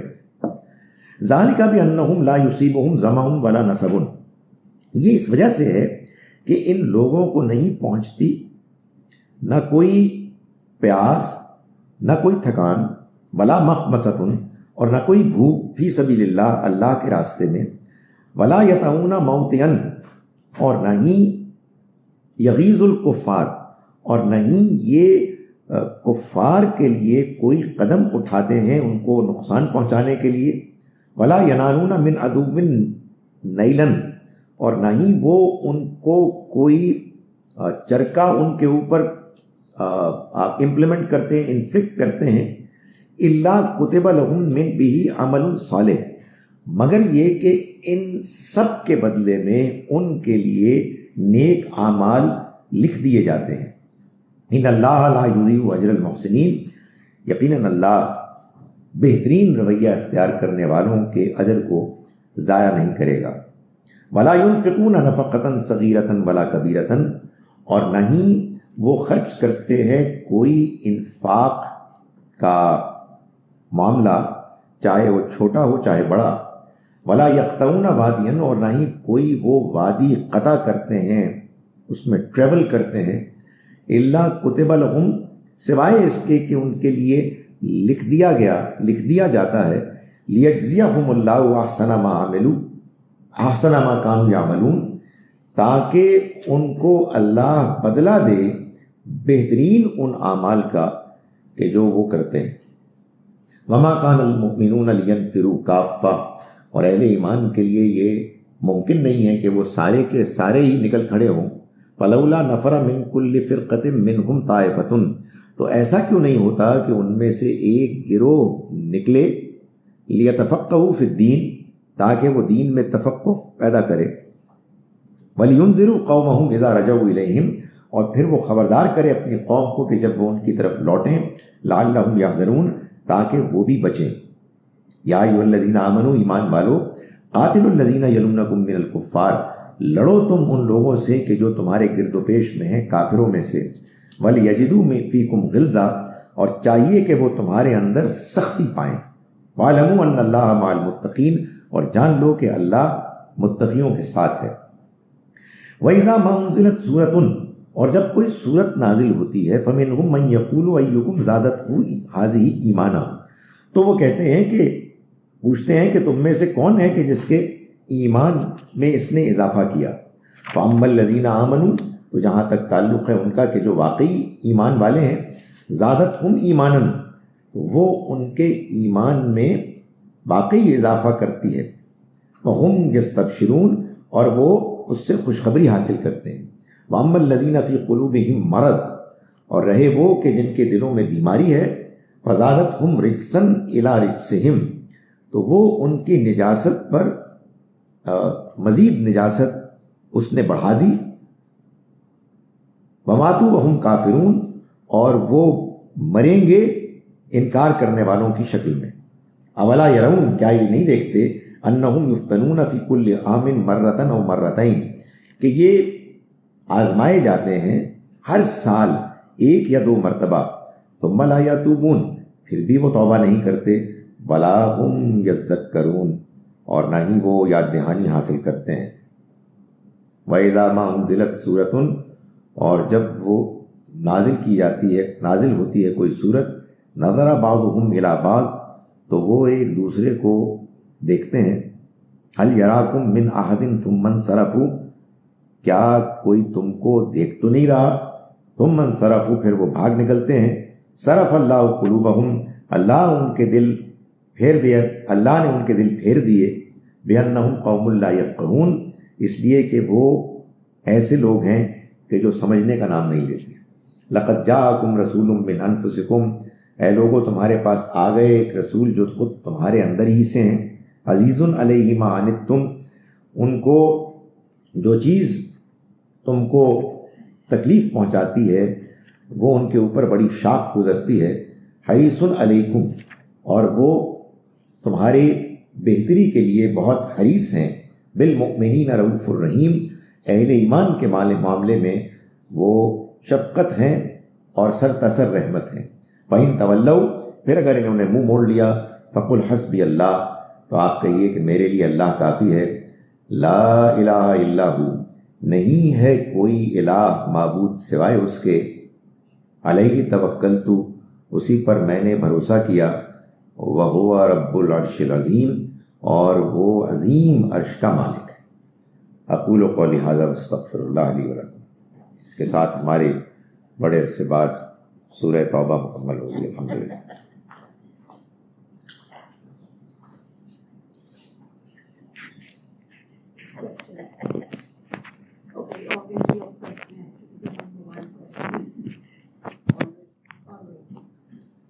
Always first. Sir, I want to ask you, what is the definition of religion and what is the essence of it? And in your opinion, what would you say is the reason why many people, especially the younger generation, are not coming closer to it? میں یہاں کے لیے اس سوال کو دہرا دوں کہ religion کیا ہے، اس کا ایسنس کیا ہے، اور کیا وجہ ہے کہ نوجوان اس کے قریب نہیں آ رہے۔ اب ریلیجن کو اگر آپ مجھے اردو میں، عربی میں دین کے لفظ سے ترجمہ کرنے دیں تو دین اصل میں اس پیغام کا نام ہے کہ جو اللہ نے انسانوں کے لیے اپنے منتخب نمائندے، ریپرزینٹیٹیوز، نبیوں رسولوں کے ذریعے سے بھیجا۔ یہ پیغام لوگوں کو اس بات کے لیے دعوت دیتا ہے کہ وہ اس دنیا کی آزمائش میں صحیح رویہ اختیار کر کے اپنا تزکیہ کر لیں، یعنی وہ اپنے آپ کو پاک کر لیں، اخلاقی طور پر، روحانی طور پر اور جسمانی طور پر، اور آخرت کی کامیابی کے مستحق بن جائیں۔ یہ پیغام لوگوں کو، بعض لوگوں کو کیوں اپیل نہیں کرتا، نوجوان اس کے قریب کیوں نہیں آ رہے؟ ایک بات تو جان لیں کہ جب ہم کہتے ہیں نا نوجوان، تو ہم کہتے ہیں وہ ہمارے علاقے کے نوجوان جن کو ہم دیکھتے ہیں۔ دنیا بہت بڑی ہے، بہت سے لوگ ہیں کہ جو دینی ماحول ہی میں پیدا ہوئے ہیں، دین کو اختیار کرتے ہیں، بہت سے لوگ ہیں کہ جو دین سے دور ہیں، لیکن جس دنیا میں ہم رہتے ہیں اس میں یقیناً بہت سے لوگ، بہت سے نوجوان دین سے دور ہیں۔ اس کی سادہ وجہ یہ ہے کہ دو وجوہات ہیں۔ ایک وجہ تو یہ ہے کہ یہ کوئی ضروری نہیں ہے کہ اللہ کا دین ٹھیک طرح سے پیش کیا جائے اور لوگ اس کو مان ہی لیں۔ یعنی ایسا نہیں ہے کہ اگر کوئی شخص بہت اچھی طرح سے میتھمیٹکس پڑھائے گا تو اسٹوڈنٹس پھر میتھمیٹکس میں اچھے ہوں گے. دین چونکہ اللہ کا پیغام ہے اور یہ زندگی چونکہ آزمائش ہے، اس لیے یہ بالکل ممکن ہے کہ دین کو پیش کیا جائے، اچھی طرح سے پیش کیا جائے، اور بہت سے لوگ اللہ کی دی ہوئی اس آزادی کو استعمال کر کے کہ جو امتحان کے لیے دی گئی ہے اس کو نہ مانیں. لیکن ایک دوسری وجہ بھی ہو سکتی ہے کہ جو میرا خیال ہے کہ ہمارے موجودہ دور کے کیس میں زیادہ اپلیکیبل ہے، اور وہ یہ ہے کہ دین صحیح طرح سے پیش نہیں کیا جا رہا. صحیح طرح سے پیش نہیں کیا جا رہا سے مراد یہ ہے کہ ایک تو اس کا پیغام، اس کے کنٹینٹس ٹھیک طرح سے نہیں بتائے جا رہے کہ وہ کیا ہے.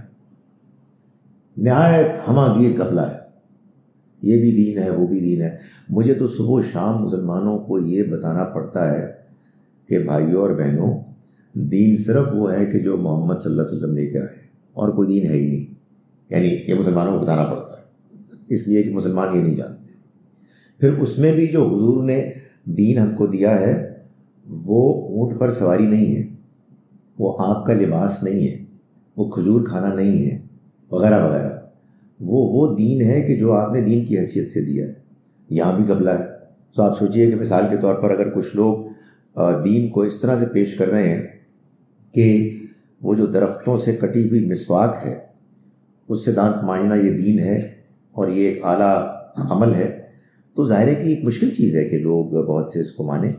اس کی وجہ یہ ہے کہ ایک تو یہ کہ دین نہیں ہے، دین تو دانت صاف کرنا ہے. اس طرح کی بہت سی باتیں ہیں کہ جو ہمارے دین کے کنٹینٹس میں شامل ہو گئی ہیں جو دین ہے ہی نہیں. اور سیکنڈلی دین کی پریزنٹیشن میں جو ایک بڑی پرابلم ہے وہ یہ ہے کہ دین نے اپنی بات کو منوایا ہے دلائل کے ساتھ، نہ کہ دھونس کے ساتھ. ہمارے ہاں لوگ عام طور پر اس کو دھونس کے ساتھ منوانا چاہتے ہیں، جو ظاہر ہے کہ جدید نسل کے نوجوان کے جن کو دنیا کی ویسٹ کی ترقی اتنی اٹریکٹ کرتی ہے، اس کا اتنا گلیمر ہے، اتنے امپریسو ہیں وہ لوگ کہ ان کو یہ چیز پھر ظاہر ہے کہاں اپیل کرے گی.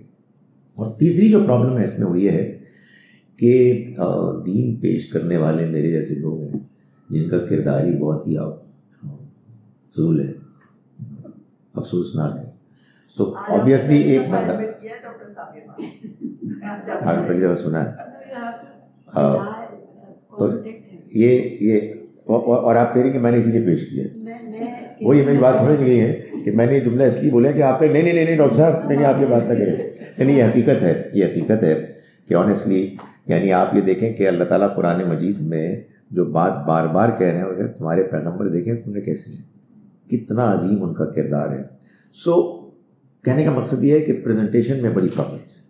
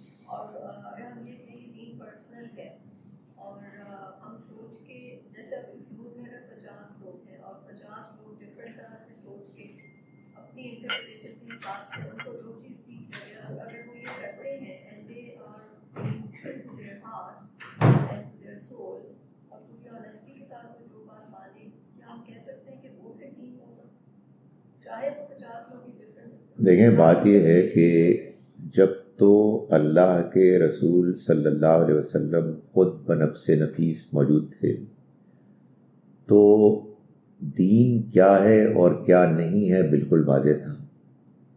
اس لیے کہ آپ ہی دین تھے پرسونیفائڈ. جو چیز آپ دین کے طور پر بیان کرتے تھے وہی دین ہوتی تھی اور وہ بڑی کنونسنگ واضح طریقے سے سامنے آتی تھی. آپ کے بعد یہ مجبوری ہے کہ انسان اس دین کو سمجھے، اور جو شخص دیانتداری سے جس چیز کو دین سمجھتا ہے اور اپنے سمجھنے کے عمل کو جاری رکھتا ہے، یعنی ضد نہیں کرتا. دیکھیں، ایک دین ابو جہل اور ابو لہب نے سمجھا ہوا تھا، مگر ان کے سامنے دین کا جب زیادہ صحیح اور بہتر ورژن آیا تو انہوں نے اس پر غور کرنے سے انکار کر دیا. ضد میں آ گئے جی کہ ہمارا ہی ٹھیک ہے، ہمارے آباء و اجداد غلط تو نہیں ہو سکتے تھے. تو ان کے اس ایکسکیوز کو نہیں مانا گیا. So what I am trying to say is کہ یہ یقیناً ایسا ہی ہے کہ مجھے دین کے بارے میں جو مختلف پوائنٹس آف ویو پیش کیے جا رہے ہیں ان کو دیانتداری سے سننا ہے، اور ان میں جو بات مجھے آنیسٹلی صحیح لگتی ہے اس کو مان کر اختیار کرنا ہے، اس طرح سے کہ میں اپنے کان بند نہ کروں. I should keep listening to others. یعنی اگر میں ایک مرتبہ متاثر ہو گیا تو وہی ہوگا جو آیت 10-100 میں کہ عقل کو استعمال ہی نہیں کر رہے. سو یہ کام اگر کوئی آدمی کرے اور 2, 4 اور 50 لوگوں کا ڈفرینٹ ورژن ہو، خدا تعالیٰ کے وہ سب ایکسیپٹیبل ہوگا. اللہ تعالیٰ نے قرآن مجید میں یہ بات بتائی ہے. 2 باتیں میں اختصار کے ساتھ بتا رہا ہوں آپ کو. ایک بات یہ بتائی ہے کہ اگر تمہارا رب چاہتا، وَلَوْ شَاءَ رَبُّكَ لَجَعَلَ النَّاسَ أُمَّةً وَاحِدَةً، تو تمام انسانوں کو ایک ہی دین پر اکٹھا کر دیتا. وَلَا يَزَالُونَ مُخْتَلِفِينَ، مگر اس نے یہ نہیں چاہا، سو لوگ اختلاف کرتے رہیں. یہ اللہ کا ڈیزائن ہے. کیوں؟ اس لیے کہ اختلاف کے ماحول ہی میں یہ معلوم ہوگا کہ کس بندے کا ایٹیٹیوڈ صحیح ہے. ورنہ سارے ایک ہی بات کہہ رہے ہوں گے اور کہہ رہے ہوں گے بے شک بے شک سب ٹھیک ہے، تو بڑی بورنگ اور فضول بات ہے، تو ایک چیز یہ ہے. لیکن دوسری بات جو اس کے ساتھ ساتھ میں کہنا چاہتا ہوں وہ یہ ہے کہ اللہ نے، میں بار بار وہ آیت کوٹ کرتا ہوں، سورہ اعراف سورہ نمبر 7 ہے، اس کی آیت نمبر 42 میں یہ بتایا ہے کہ انسان ایمان اور نیک اعمال کے ذریعے سے جنت میں جائے گا. لیکن یہ کون سا ایمان، کتنا ایمان، کون سے اعمال، کتنے اعمال ہیں، اس کا فیصلہ ہوگا انسان کی اپنے اپنے پوٹینشیل کیپیسٹی کے لحاظ سے. سو آپ کی کیپیسٹی اور ہے، میرا پوٹینشیل اور ہے. پوٹینشیل کیا ہوتا ہے؟ یا میری انٹیلیجنس اور میرے جذبات وغیرہ، میری پرسنالٹی، یا میرا ماحول. تو یقیناً اس میں کوئی شک نہیں ہے کہ اللہ نے ایک پیغام دے دیا ہے، مگر چونکہ اب ہم پرفیکٹ زمانے میں نہیں ہیں اس لیے اس میں اختلاف ہوگا، اور اس اختلاف میں اللہ تعالیٰ یہ چاہتے ہیں کہ ہم صحیح سے صحیح تر رویہ اختیار کر کے خوب سے خوب تر کو تلاش کریں. یہ میں نے نہیں کہا، یعنی آپ کا فیصلہ ہے، اور یہ میری ذات سے بھی متعلق ہے اور یہ معاشرے سے بھی متعلق ہے. So it relates to my person as well as to the society. یہ دو الگ الگ چیزیں ہیں. ماننے کے معاملے میں مجھے ظاہر ہے اپنی انڈرسٹینڈنگ کے مطابق ماننا ہے. یہ جائی ہوگی کہ گفتگو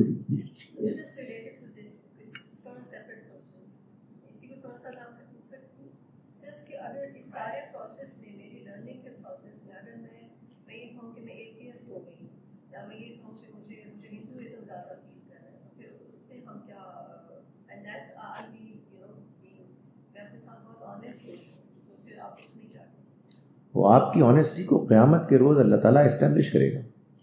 وہ اللہ کے جس کے علم میں کوئی فلا ہے ہی نہیں. یا آپ کو وہ تھپکی دے گا، کہے گا well done, you tried your best and you ultimately ended up becoming an atheist, کوئی مسئلہ نہیں ہے. یا وہ کہے گا کہ وہ دیکھ رہی ہو وہ جو واقعات ہوئے تھے اور وہ جو انفارمیشن آئی تھی اور تمہارا ایٹیٹیوڈ، یہ مجھے نہیں پتا کیا کرے گا، بٹ اس کا علم پرفیکٹ ہے، اس میں کوئی خامی نہیں. یہ ڈاکٹر صاحب آپ جو کوٹس بھیجتے ہیں ادھر، اس کو ذرا میں سمجھنا چاہ رہی ہوں جو آپ کا میں نے پڑھا تھا humans are two groups, those who believe and those who want to be invited. The Muslim Kafir divide was only for the time when the message was clearly delivered. یہ کچھ میں سمجھ نہیں پائی اس چیز کو. ایک تو یہ کہ میرے کورس کو زیادہ سیریسلی نہ لیا کریں, لیکن اس میں جو میں بات کہنا چاہ رہا ہوں وہ یہ ہے کہ لفظ کافر یہ استعمال ہوگا اس شخص کے لیے کہ جس کو اللہ کا پیغام اتنے واضح طریقے سے پہنچ گیا کہ اس کے لیے نہ ماننے کی کوئی وجہ جواز باقی ہی نہیں رہا, اور اس نے انکار کرنے پر ضد کر دی. یہ جی سوری, تو میں گزارش کر رہا ہوں کہ وہ جو سٹیج ہے وہ اب نہیں آ سکتی. وجہ یہ ہے کہ اب وہی آنی بند ہو گئی, تو اب تو ہم دوسروں کو دعوت دیں گے اور دوسروں کی دعوت سنیں گے, اور یہ فیصلہ قیامت کے روز ہوگا کہ کون کافر تھا کون مومن تھا. تو میں نے اصل میں یہ مسلمانوں کی ایک وائڈ اسپریڈ غلط فہمی پر تبصرہ کیا ہے کہ جو کہتے ہیں کہ مسلمان مومن ہیں اور غیر مسلم کافر ہیں. نہیں, مسلمانوں کے پاس اللہ کا پیغام ہے, اگر وہ خود سمجھیں, بس تو اب خود ہی نہیں سمجھیں, اور انہیں غیر مسلموں کو انوائٹ کرنا ہے کہ وہ اس کو سمجھیں اور مانیں, نہ کہ ان کو کافر ڈکلیئر کر کے وہ مسترد کر دیں. اس لیے کہ کافر جس کو آپ کہتے ہیں یہ قرآن مجید کے مطابق وہ مجرم ہے کہ جو قرآن کے الفاظ میں حیوانوں سے بھی بدتر ہے. سو ہمارے ہاں جو میرے نزدیک ایک بہت بڑا گھپلا ہوا ہے قرآن کو سمجھنے میں, وہ یہ ہوا ہے کہ ہم نے غیر مسلموں کو کافر قرار دے دیا, اور پھر کافر کون ہے اس کو ہم قرآن میں پڑھتے ہیں. اور ظاہر ہے کہ اس کو پڑھنے میں تو ہمیں کوئی دلچسپی نہیں ہے کہ قرآن بعض اوقات مسلمانوں کو بھی کافر کہتا ہے, اس میں ہمیں کوئی دلچسپی ہونی بھی نہیں چاہیے, اس لیے کہ تمہارے خلاف جاتی ہے بات. سو یہ مسلم کافر ڈیوائیڈ اب ہے ہی نہیں. بعض لوگ ایمان لے آئے ہیں اور بعضوں کو ایمان لانے کی طرف دعوت دینی ہے.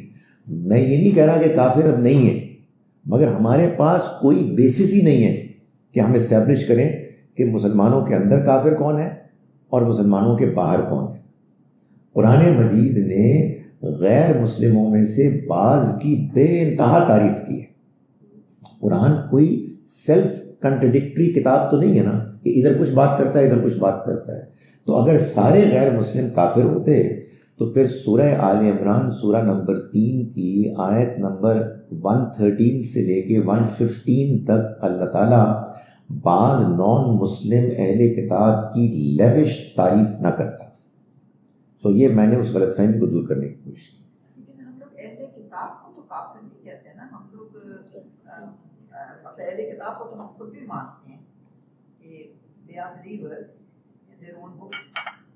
کافر ہم لوگ اسے نہیں کہتے جو سرے سے نہ مانے اللہ کا. میں قرآن کی بات کر رہا ہوں, آپ کی بات نہیں کر رہا. قرآن یہ کہتا ہے ان الذین کفروا من اہل الکتاب والمشرکین, یقیناً وہ لوگ کہ جنہوں نے کفر کیا, چاہے وہ اہل کتاب میں سے ہوں چاہے مشرکین میں سے ہوں, فی نار جہنم, وہ جہنم کی آگ میں جائیں گے, خالدین فیہا, اس میں ہمیشہ رہیں گے, اولئک ہم شر البریہ, وہ بدترین مخلوق ہے. یہ قرآن کہتا ہے.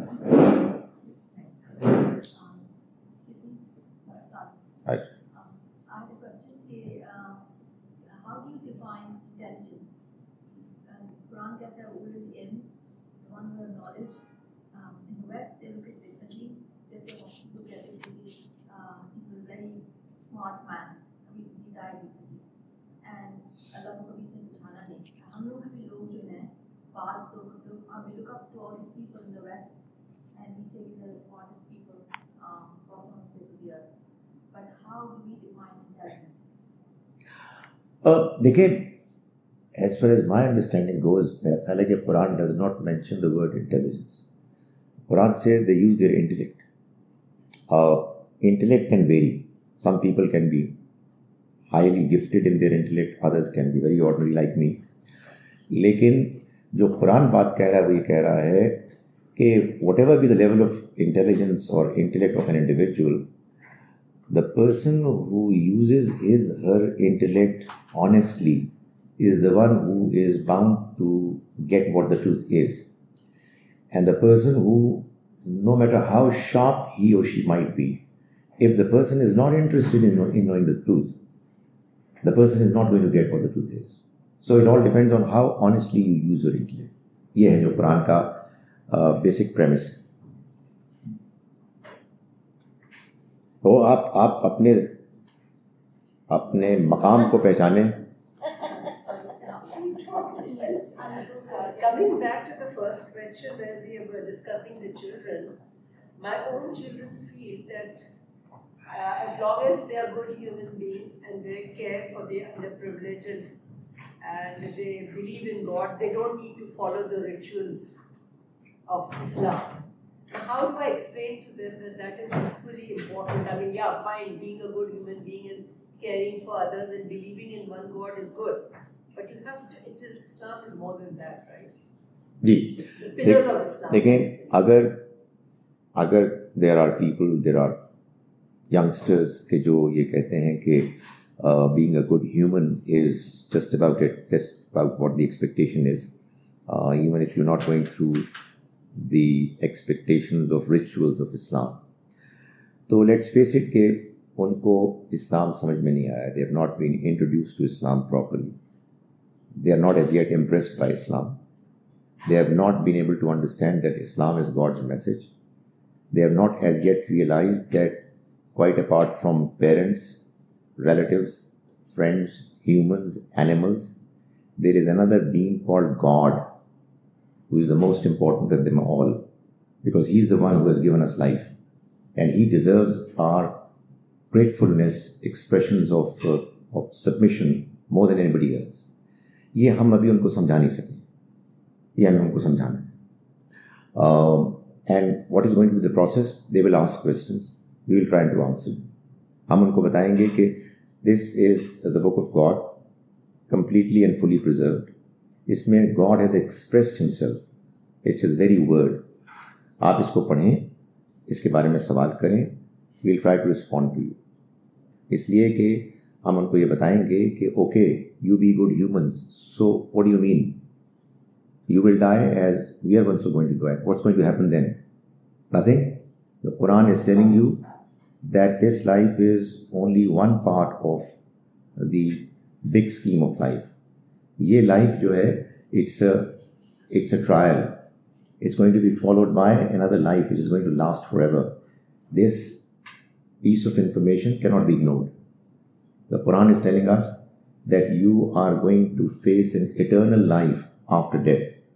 And the Quran is inviting us to understand it and to live a life which would enable you to have success for eternity.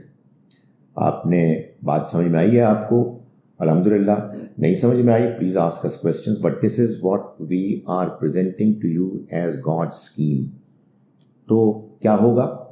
या वो ग्रेजुअली हमारी बात समझना शुरू कर देंगे, या वो कंफ्यूज रहेंगे और हमको समझाते रहेंगे. But right now it seems from the question that you have mentioned that they are more impressed by the present Western philosophy about life. अब मैं ये समझता हूँ कि ये हमारा this is our failure. हम उनको समझा नहीं पाए हैं. But let's face it, कुछ हमने गड़बड़ की है. We have been concerned about their worldly career, their worldly education. We sent them to good schools, English medium schools. We aspired for them that they become immensely successful businessmen, doctors, engineers. But we're not really bothered about their religious learning. अब हमें एहसास हुआ, बहुत अच्छी बात है, it's never to late. मगर हमें अब उनके बारे में कंसर्न होना है. We will pray for them. We will try to answer their questions, and for that we learn religion ourselves. It's an ongoing battle. ये एक process है जो that will continue. سو اس میں پریشان ہونے کی بات نہیں، لیکن کمپلیسنٹ ہونے کا بھی کوئی وہ امکان نہیں ہے. یہ دنیا ایک واقعی ایک ریئل ٹرائل ہے جس میں ہم سب گزر رہے ہیں، اور خیالات جو بھی ہوں، جو چیز ٹیسٹ ہو رہی ہے وہ سنسیریٹی ہے، وہ آنیسٹی ہے. اگر وہ یہ کہہ رہے ہیں کہ واقعی ان کو بات سمجھ میں نہیں آ رہی، وہ جینونلی بات سمجھنے کی کوشش کر رہے ہیں، تو they are not to be blamed. میں صرف ایک بات کہتا ہوں، اللہ کے بارے میں، آخرت کے بارے میں ایک مثال دے کے، کہ اگر ایک نوجوان کو اس کے والد نے جو ویل آف تھے پالا، ایجوکیٹ کیا، 15-16 سال کی عمر میں والد صاحب کہیں کڈنیپ ہو گئے اور غائب ہو گئے، اور بچہ because his father was wealthy, اس کے پاس موقع تھا، اس نے اپنی ایجوکیشن کمپلیٹ کی، بزنس شروع کی، یعنی successful businessman, married, happily settled at the age of 32. اس کو انفارمیشن ملتی ہے والد صاحب از اسٹل دیئر، افغانستان میں ہے، پکڑے گئے اور وہاں ہے. تو اب بچہ کیا کرتا ہے، یہ ڈیسائیڈ کرے گا کہ وہ کس لیول کا ہے اخلاقی طور پر. یا وہ کہے گا جی کہ ٹو ہیل ود اٹ، میری زندگی اچھی جا رہی ہے تو میں آئی ایم ناٹ کنسرنڈ. یا وہ کہے گا really is still alive, I am going to do as best as I can to find out. تو ریلیجن اصل میں گم شدہ باپ کی زندہ ہونے کی اطلاع سے زیادہ امپورٹنٹ اطلاع ہے. یا ریئیکٹ کریں گے لوگ کہ really I want to know more about it, پھر تو یہ سوال پیدا ہوتا ہے یا کہ یار دفاع کرو یار، خواہ ایسی فضول قسم کی باتیں ہیں. سو یہ ایٹیچیوڈ ہے جو ٹیسٹ ہو رہا ہے، اور اگر ایٹیچیوڈ میں کوئی دلچسپی کی کمی ہے، ان کے لیے دعا کریں خدایا ان کے اندر درد پیدا کر. اور خدا تعالیٰ درد پیدا کرنے کے لیے واقعات کرتے رہتا ہے. دنیا بالکل ایسے ہی نہیں چل رہی کہ ایک فلو ہے، واقعات ہوتے ہیں، حادثات ہوتے ہیں، لوگ مرتے ہیں، بوڑھے بھی، جوان بھی، اور انسانوں کو وہ دعوت دیتے ہیں کہ وہ اپنی آنکھیں کھولیں اور اس دنیا کی زندگی کی ریالٹی کو جاننے کی کوشش کریں. This world makes no sense, Quran کہتا ہے it makes absolutely no sense without the understanding of the hereafter, without the understanding of God, without the presentation of religion. So ہماری یہ دعوت ہے، ہم اس کو پیش کرتے رہیں گے. کسی کو دلچسپی ہوتی ہے الحمدللہ، نہیں ہوتی ہم دلچسپی پیدا کرنے کے اور طریقے اختیار کرتے رہیں، یہ ہمارا کام ہے.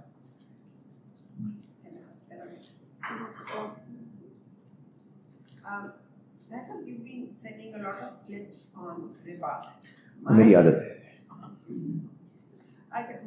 My question is regarding government to government. Now, Pakistan has been taking a lot of loans from friendly Muslim countries. Now, our stage is that we are taking loans to pay back the interest on previous loans. So, how do we judge this from Islam that a Muslim country gives us a loan, knowing that we are in a very bad condition economically, but yet charges exorbitant interest? For example, I'm not going to name any special country, but in the Muslim countries, is this allowed to do this? Their banking system allows them, and when they give us money, they're supposed to ask excessively. دیکھیں، ربا جو ہمیں ربا based loans ملتے ہیں دوسرے ممالک کی طرف سے اور انکلوڈنگ مسلمان ممالک کی طرف سے، کیا یہ ٹھیک ہے؟ پہلے تو یہ سمجھ لیں کہ میرا پہلا کلپ، پہلے تو یہ سمجھ لیں کہ جو ربا کی حرمت ہے، اس کا حرام ہونا ہے، یہ اصل میں شریعت کا حکم ہے. شریعت سے پہلے ایک اور چیز ہے جس کو قرآن حکمت کہتا ہے، اخلاقیات. اخلاقیات یونیورسل ہے. یونیورسل اخلاقیات مورل پرنسپلز میں کو اپلائی کرتے ہوئے بعض معاملات میں ہم ان کلیئر اور کنفیوزڈ ہو جاتے ہیں.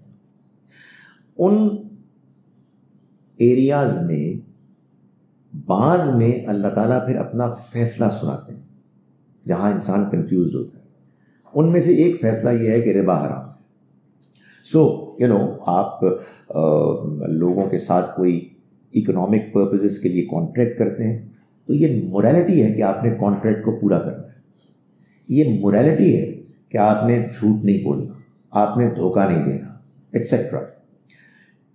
انہی مورالٹی کے پرنسپلز میں ایک کویسچن ہے کہ جس کو انسان نے کبھی کلیئرلی آنسر نہیں کیا بیکاز ہی از کنفیوزڈ, کہ میں آپ کو لون دوں تو آپ سے یہ کہوں کہ آپ مجھے پورا لون واپس بھی کریں اور اس میں ایڈیشنل اماؤنٹ بھی دیں, no matter what your circumstances. یہ ٹھیک ہے یا نہیں ہے؟ خدا نے آسمان سے فیصلہ سنایا ٹھیک نہیں ہے. دس از واٹ ربا از. اس کی وجہ یہ ہے کہ اللہ تعالیٰ یہ چاہتے ہیں کہ اگر آپ کے پاس ایڈیشنل فنڈز موجود ہیں تو آپ کو ایک ضرورت مند کی ضرورت کو پورا کرنا چاہیے ویسے ہی, اس لیے کہ یہ اللہ تعالیٰ یاد کراتا ہے آپ کو کہ یہ پیسے بائی دا وے آپ کے نہیں ہیں, یہ اللہ تعالیٰ نے آپ کو دیے, اس کی مہربانی ہے. سو اگر بعض لوگ اللہ کی اس دنیا کے ڈیزائن کی وجہ سے اکنامک ریس میں پیچھے رہ گئے ہیں تو آپ کو ان کی مدد کرنی چاہیے if you believe in God. مگر نہیں کرتے ہم ذرا تھوڑے دلے ہیں, ہمارے اندر اتنا حوصلہ نہیں ہے. تو وہ یہ کہتا ہے کہ پھر ایٹ لیسٹ اگر تم ان کی مدد دے کے نہیں کر سکتے اور قرض دیتے ہو تو قرض میں پھر ذرہ برابر بھی ریٹرن نہیں مانگو گے.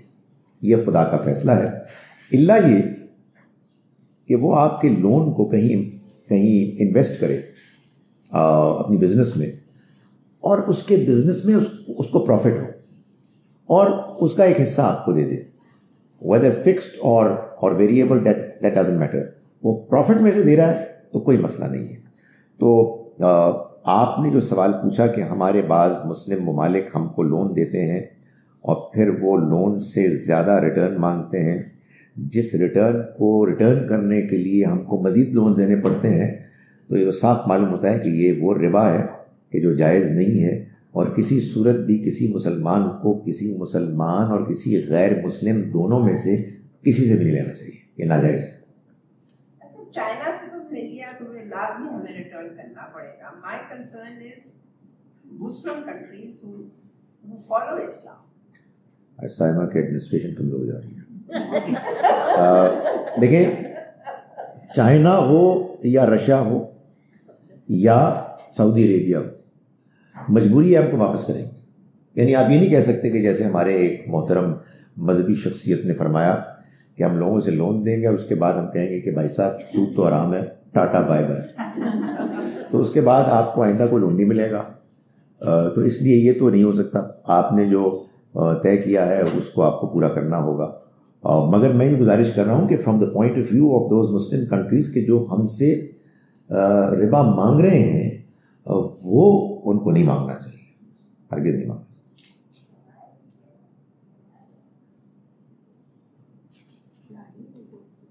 یہ بڑی خوشی کی بات ہے. لیکن پھر ایک چیز میرے دماغ میں ایک ساتھ آئی کہ اب اس کے ربا حرام ہے, ٹھیک ہے جی, اب وہ گورنمنٹ لے رہی ہے ہم سے جو بھی ہے کنٹری, تو ادھر سزا پھر کس کو ملے گی؟ انڈیویجولس تو نہیں لے رہے, گورنمنٹ لے رہی ہے, اسٹیٹ, تو کون سزا کا حقدار ہے؟ دیکھیں, گورنمنٹ کسی اسٹیٹ بینک کی عمارت کا نام تو نہیں ہے, کسی دروازے کا نام تو نہیں ہے, کوئی بندہ ہی ہے جو فیصلہ کر رہا ہے. So the banda or the bandas, whoever are responsible are going to be held accountable. So whoever is taking that decision.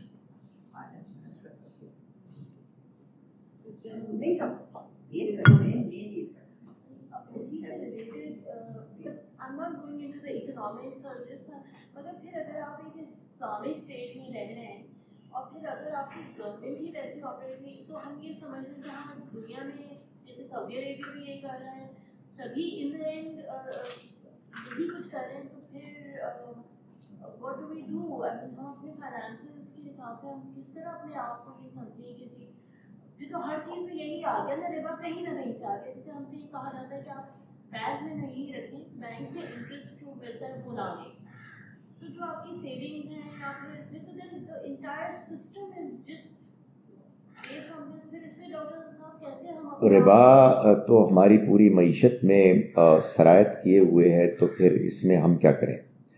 ایک تو کوشش کریں کہ وہ ایک کنفیوزڈ آدمی خالد ظہیر نے 17-18 5-5 منٹ کے کلپس ابھی ریسنٹلی ربا پہ ریلیز کیے ہیں، اس میں نے ان باتوں کا جواب دینے کی کوشش کی ہے. ہیونگ سیڈ دیٹ، ایک مختصر جواب یہ ہے کہ دیکھیں 2 لیولز ہیں.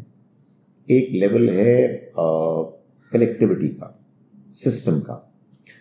آپ پاکستانی ہیں، آپ کو ظاہر ہے پاکستان اگر وہ ربا بیسڈ لونز لے رہا ہے یا دے رہا ہے تو آپ تو کچھ نہیں کر سکتے سوائے اس کے کہ آپ کو کوئی امپورٹنٹ پوزیشن میں ہوں.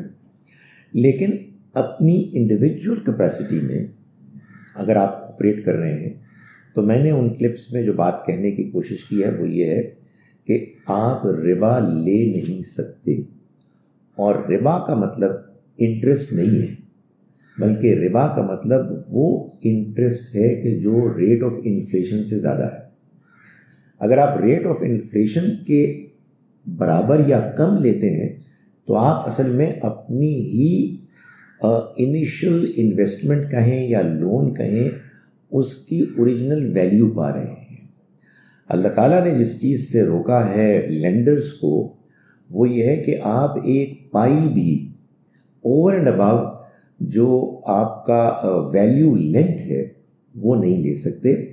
اگر بورور نے بزنس میں اس کو لگایا ہے اور اس کا بزنس کامیاب نہیں ہوا ہے، اگر اس نے بزنس میں آپ کا اماؤنٹ انویسٹ کیا ہے اور اپنا بھی اور اوروں کا بھی، اور اس نے آپ کو کہا ہے کہ وہ آپ کو 10% دے گا اور اس کو پروفٹ 20% ہو رہا ہے تو کوئی پرابلم نہیں ہے. جس دن آپ کو پتہ لگے گا کہ اس کا پروفٹ 10% سے کم ہے یا 0 ہے یا مائنس ہے اور آپ انسسٹ کریں گے کہ نہیں مجھے تو میرا وہ چاہیے 10%، یہ ہے ربا کہ جس کو آپ کسی صورت بھی نہیں لے سکتے. اس کی ایک پائی بھی حرام ہے. دوسری چیز یہ ہے کہ آپ مجبور ہیں، آپ کو بزنس کرنی ہے اور آپ کو کسی سے لون لینا ہے اور لون کوئی دینے کے لیے تیار نہیں ہے سوائے انٹرسٹ پر. تو آپ اگر لون لیتے ہیں تو آپ وہ والا جرم نہیں کر رہے جو انٹرسٹ لینے والا کر رہا ہے، کیونکہ یہاں تو آپ مجبور ہو کے دے رہے ہیں. یہ بات بھی میں نے ایکسپلین کرنے کی کوشش کی ہے ان کلپس میں.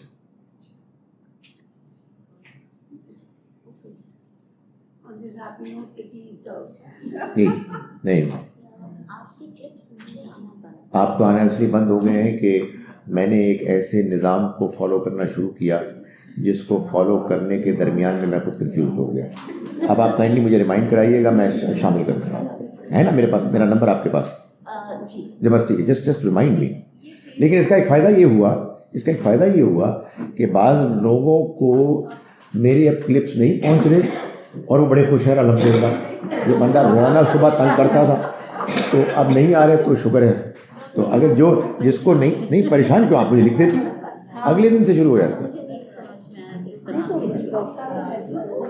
نہیں وہ مس ہوئے ہیں، ایسا ہوا ہے. نہیں وہ آپ میرا نمبر لے لیں اور مجھے میسج کر دیجیے. جی تو ہمارا اتنا ہو گیا الحمدللہ. تو یار سبحان اللہ، چل رہا ہے ایبسولوٹلی چل رہا ہے. آپ کو چاہیے دوسرا والا شو لے لیں.